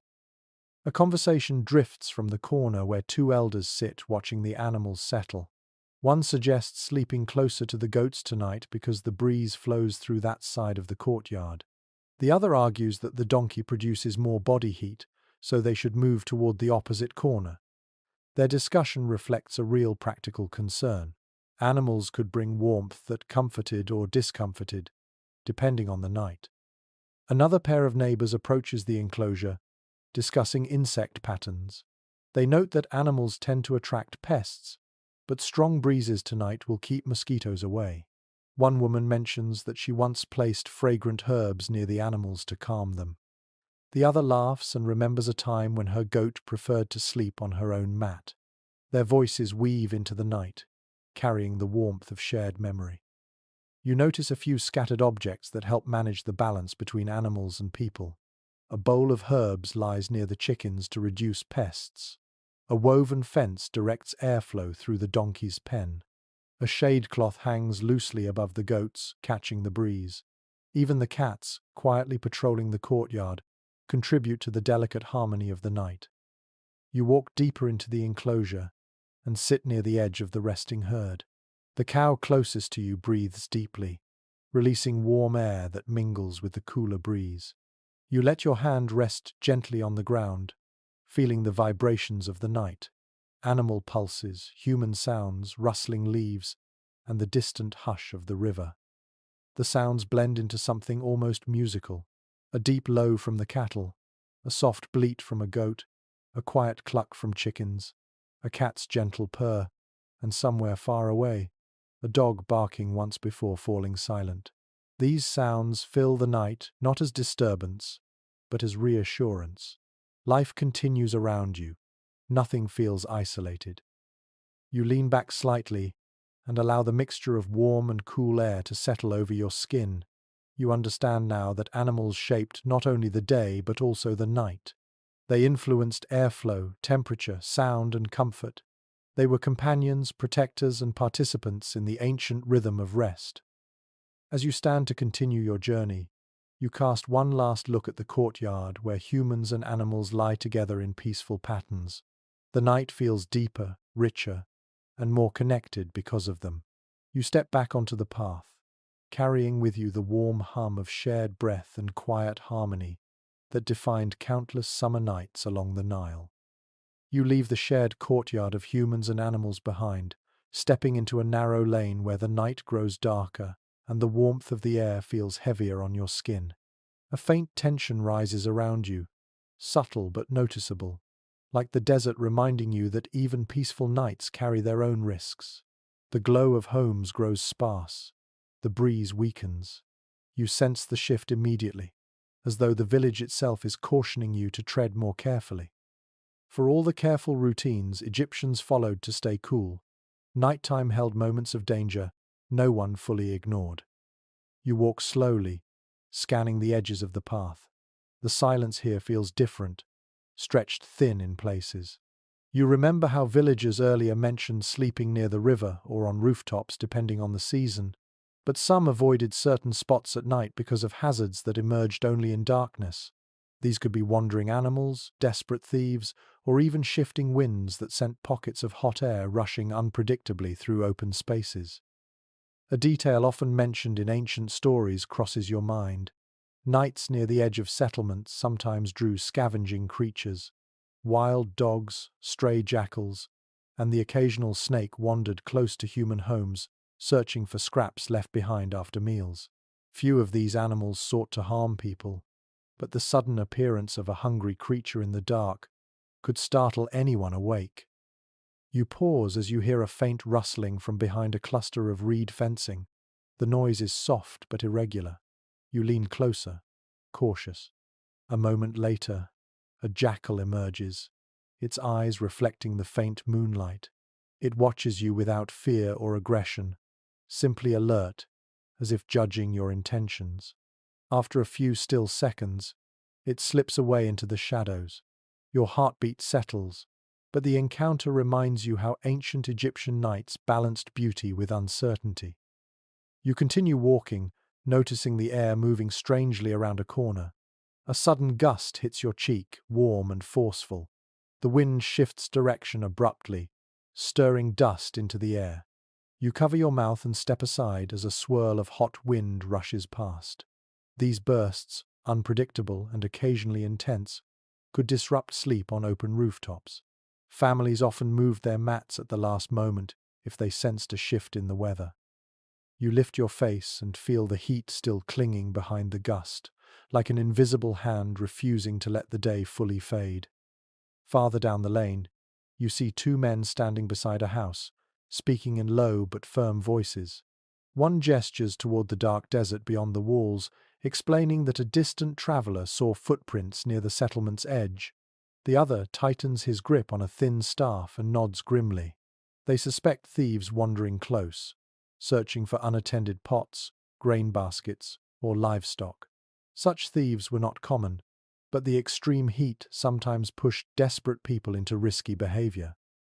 Even a simple clay jar had value if a family needed water badly enough. You slip past them quietly, not wanting to intrude on their tense conversation, but you feel their worry lingering behind you, a reminder that the ancient night demanded alertness. Light sleepers often woke at the slightest sound, not always because of discomfort, but because safety depended on awareness. As you walk, the path widens into a small open area where a single lantern burns beside a low wall. A woman sits there with her young son, comforting him. His eyes are wide with fear. She explains softly that he had woken suddenly from a dream, frightened by the sound of something knocking against the house. When you listen closely, you hear it too. A dull, irregular thud followed by a faint scrape. The woman leads you behind the wall and shows the source. A loose clay jar has been shifting in the wind, tapping against the stones. She smiles tiredly, relieved it was nothing worse. Her boy wipes his eyes and leans against her. She strokes his hair and guides him back toward their mat. That tender moment reminds you that danger does not always manifest as frightening creatures. Sometimes it comes in the form of sounds that strain the imagination in the dark. Egyptians knew that nighttime could play tricks on tired minds, especially when heat made sleep shallow. You move on, heading toward an unfinished structure that stands half-built.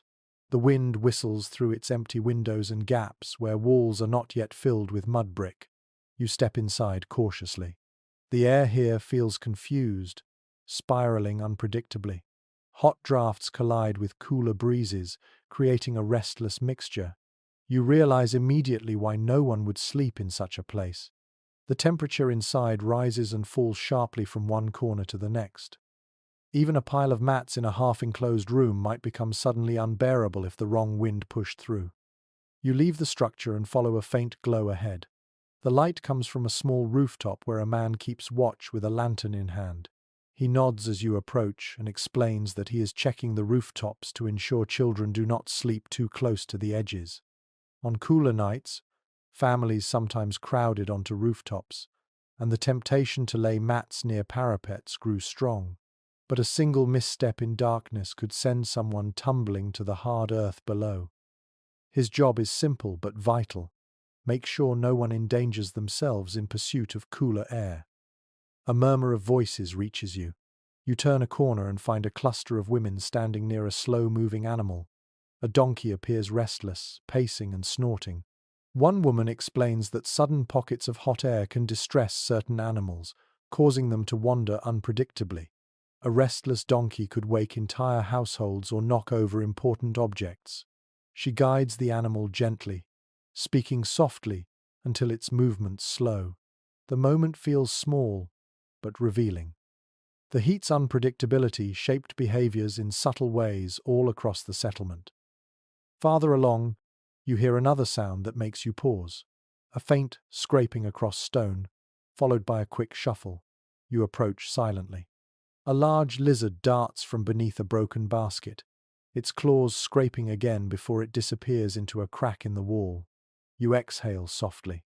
The creature was harmless, but its movement could easily have startled someone in the dark. In the distance, another voice rises. A man calls out briefly, then falls silent. You walk toward the sound and see him gesturing to someone inside a house. He warns them that shifting sands have formed a small dune near their back entrance. Such dunes could appear overnight, when desert winds changed. They blocked pathways, trapped cool air, or diverted breezes that families relied on. He uses a wooden shovel to flatten the sand, restoring the airflow. You continue walking until you reach a narrow path lined with tall reeds. They sway back and forth, creating shadows that move like figures walking beside you. The path is especially dark here. Twice you glance over your shoulder, imagining footsteps. But the only sound is the reeds brushing each other. Egyptians understood these shapes and noises, but even they felt unease in places where light did not reach. You reach the end of the path and pause. Behind you lie shifting winds, restless animals, wandering figures, and subtle threats that colored the night. Ahead of you lies the promise of safer ground and quieter moments. You take a slow breath. The warmth clings stubbornly, but you sense the night calming again. You walk forward, leaving behind the edge of danger and stepping once more into the gentler parts of the ancient Egyptian night. You step away from the narrow reed-lined path and find yourself entering a broader clearing where the night breathes a little easier. The air still carries weight, but it no longer presses against your chest with the same insistent heat. You pause, resting your hands at your sides, letting the world settle before you. It is here, in this quiet open space, that you begin to sense how Egyptians managed the worst heat waves of their long summers. Nights like this one, thick and reluctant to cool, forced people to rethink everything about their evening routines. They adapted, improvised, and relied on knowledge passed through countless generations. You walk toward a courtyard where several families have gathered. Their mats lie farther apart than usual, giving each person more room for airflow. Clay jars have been placed in clusters, some half buried, others elevated. A woman gently fans herself with a woven palm leaf, pausing now and then to dip her cloth into a pot of water. A nearby man sprinkles water across the packed earth, encouraging evaporation to cool the ground before people settle in for sleep. A detail well supported by archaeological and environmental studies surfaces in your thoughts. During extreme heat waves, Egyptians relied heavily on evaporative cooling. Not only did clay jars sweat water into the air, but families soaked mats, hung damp linens, and placed bowls of cool water where breezes could catch them. The technique was simple, but immeasurably important when nights hovered unbearably close to daytime temperatures. You move closer to the family using damp mats. A boy presses his hand against one and grins when the cooler fabric meets his skin. His father encourages him to spread the water more evenly across the surface, so the mat dries slowly throughout the night. You watch as the boy proudly obeys, lifting the edges of the mat and smoothing it out with both palms. The movement sends small droplets into the air, and the night breeze carries a faint chill across your arm. Nearby, an elderly woman sits near a large clay pot filled with water. She dips a small cup into it and pours a steady stream over her feet. The relief shows in her expression instantly. She fans her face gently while the water evaporates from her skin. Her daughter sits beside her, using a soaked cloth to dab her arms and neck. The moment feels tender, almost ceremonial. You continue walking and notice another area where several families have constructed simple wind guides. They have arranged palm fronds and woven mats in angled shapes, catching whatever faint breeze moves through the settlement. Even a whisper of airflow can feel like salvation in a heat wave. You step closer and stand behind one of the angled fronds. A breeze passes through, faint but noticeable, enough to cool the air around your face. You watch the frond tremble slightly in the wind. A group of teens stand nearby debating whether to spend the night beside the river or remain on the rooftops. One argues that the humidity near the water might make the heat worse. Another insists that the river breezes always feel cooler. Their disagreement mirrors a topic researchers still explore today, whether riverside humidity relieved or worsened heat stress. The answer depended on the person, the direction of the wind, and the severity of the heat wave. You turn toward the edge of the courtyard where a mother and her son gather a pile of reeds. They use the reeds to weave a temporary cooling mat. She shows him how to leave small gaps between each reed to encourage airflow. The boy concentrates loudly, sticking his tongue out as he threads each piece. When he finishes, she places the mat near a basin of water and lets the breeze drift across it. The scent of fresh reeds fills the air, clean and calming. A father nearby adjusts a long linen sheet so it hangs like a low canopy above the sleeping area. He wets the lower edge of the cloth and lets the droplets drip slowly onto the ground. As the cloth dries, air passes through it and cools. A tiny vibration of chilled wind brushes your cheek.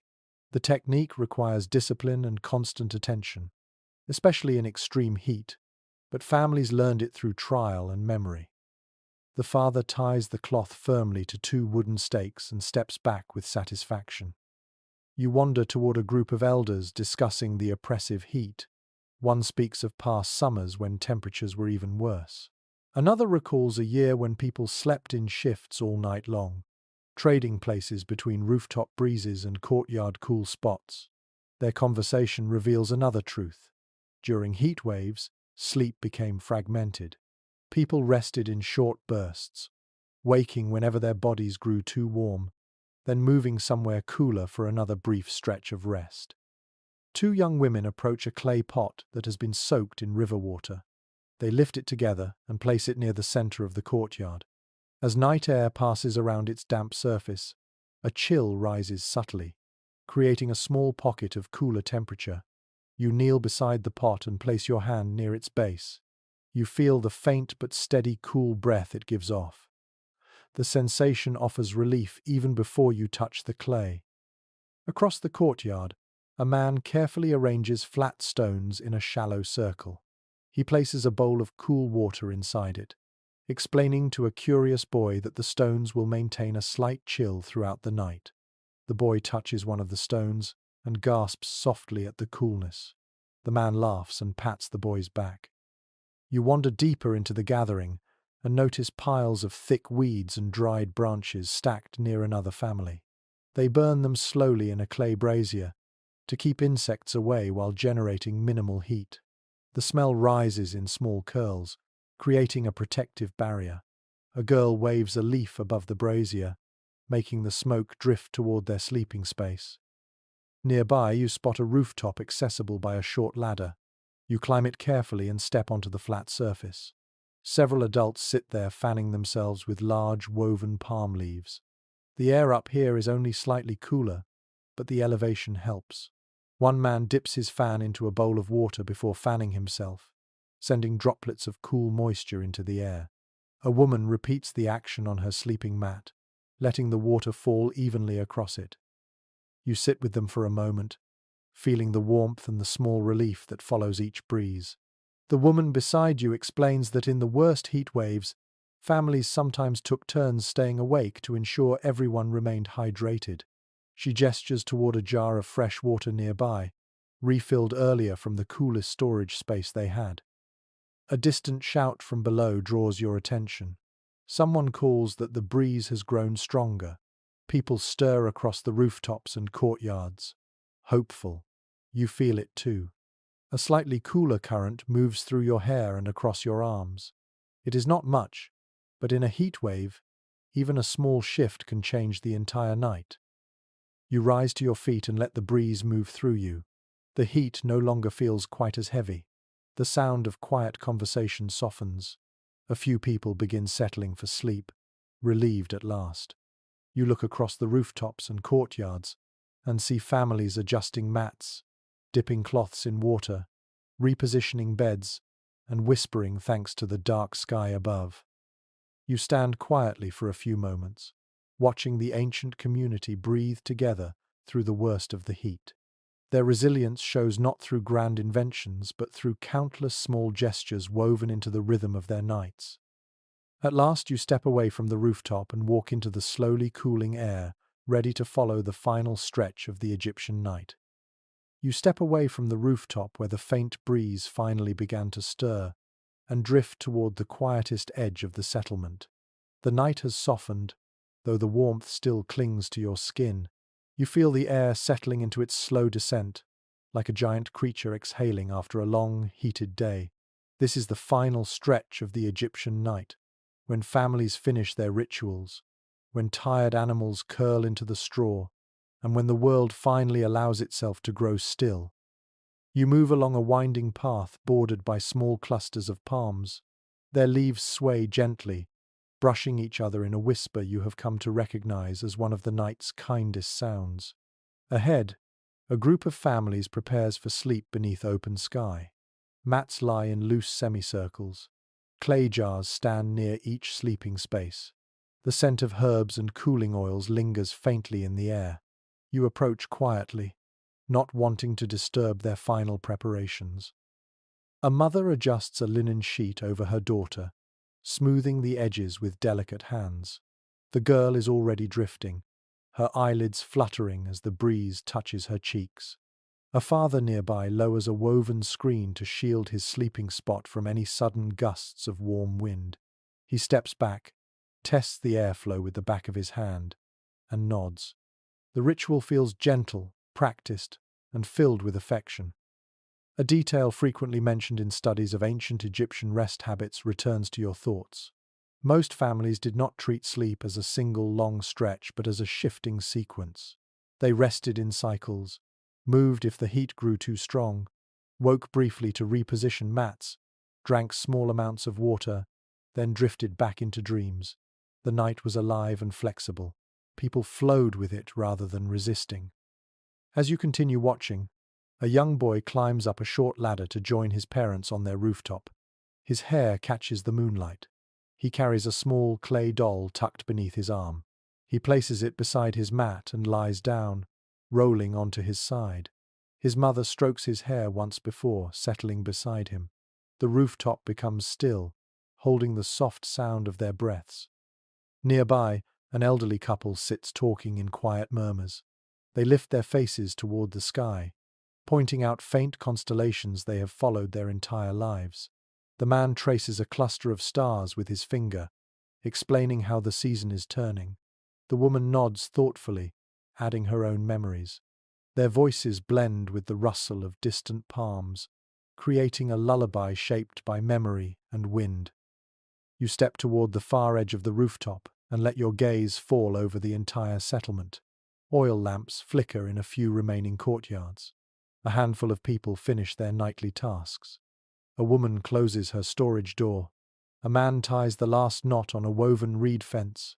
Another sprinkles water onto the ground for a final breath of coolness before lying down. These small motions feel like the last strokes of a paintbrush completing a mural of rest. A soft discussion drifts from a corner where two neighbors speak about the day's relentless heat. One believes the next night will be cooler because the breeze arrived earlier than expected. The other remains unsure, noting slight shifts in the air that remind her of hotter seasons. Their voices carry a sense of gentle uncertainty that echoes the questions scholars still ask today. How accurately could Egyptians predict nightly cooling based on winds, stars, or seasonal patterns? No one fully agrees, and perhaps prediction mattered less than preparedness and instinct. You kneel beside an unoccupied mat and rest your hand on its woven surface. The reed fibers feel warm at first, but cooler beneath the top layer. You imagine lying here, letting the coolness spread along your spine, feeling heat slowly leave your body as the night draws forward. You picture yourself adjusting your position when a sudden warm gust drifts through, then sinking deeper into rest when the air cools once more. A soft grunt breaks your thoughts. You turn and see a dog circling near its family's sleeping area. It kneads the ground with its paws, then lies down in a perfect curl beside a clay jar. Its ears twitch at distant sounds, but its breathing soon steadies. Even animals feel the night easing. A young woman approaches with a small bowl of scented water. She dips her fingers into it and dabs her wrists, neck, and temples. She inhales deeply, then pours the remaining droplets onto the ground beside her mat. The aroma rises briefly before the night swallows it. She lies down, adjusting her hair so the breeze can reach her neck. In the dim corner of a courtyard, a man sits sharpening a reed pen, taking advantage of the last quiet minutes before he rests. He sets his tools aside and stretches his arms upward. He lifts his face toward the sky and closes his eyes, breathing slowly. He seems to absorb the night's final calm before lying down on his mat. A group of children finally settles, their whispered conversations dissolving into sleepy hums. One child rolls onto her stomach, letting the air touch her back. Another tugs a thin linen cloth over his shoulder. Their quiet murmurs fade into the hum of insects. You stand and walk slowly across the courtyard, feeling the night take on a different texture. Everything begins to hush.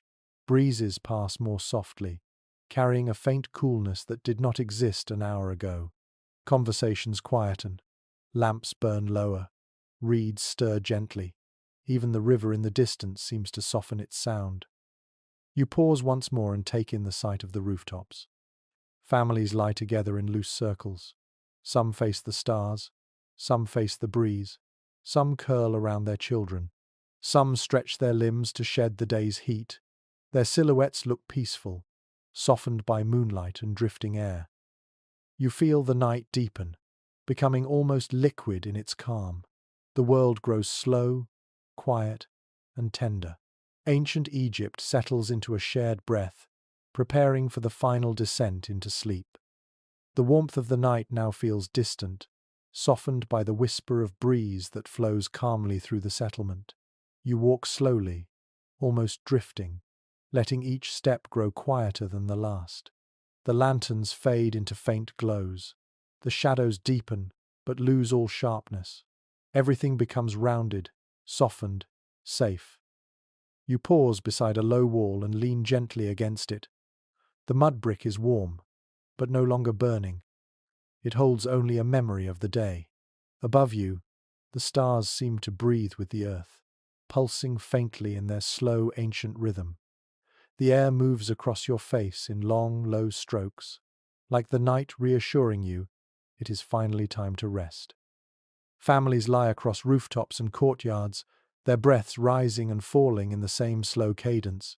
Linen sheets ripple faintly with each passing breeze. Clay jars glimmer in the moonlight. Mats shift quietly beneath sleeping bodies. Even the animals have fallen still. A dog sighs. A goat settles deeper into straw. A cat curls into a warm, silent knot. You take one more step, then another, as if floating through the final curtain of the night. The scents of herbs, lotus, and river air blend together into something impossibly gentle. The sounds fade, until only the softest rustles remain. You feel the world lowering its voice, dimming its edges, smoothing its textures. When you close your eyes, the desert cools around you, the river hums softly in the distance, and the sky drapes over you like a blanket woven from starlight and wind. You let your breath fall into the rhythm of the ancient night. Slow, easy, quiet. Sleep settles across Egypt, and soon it settles over you too.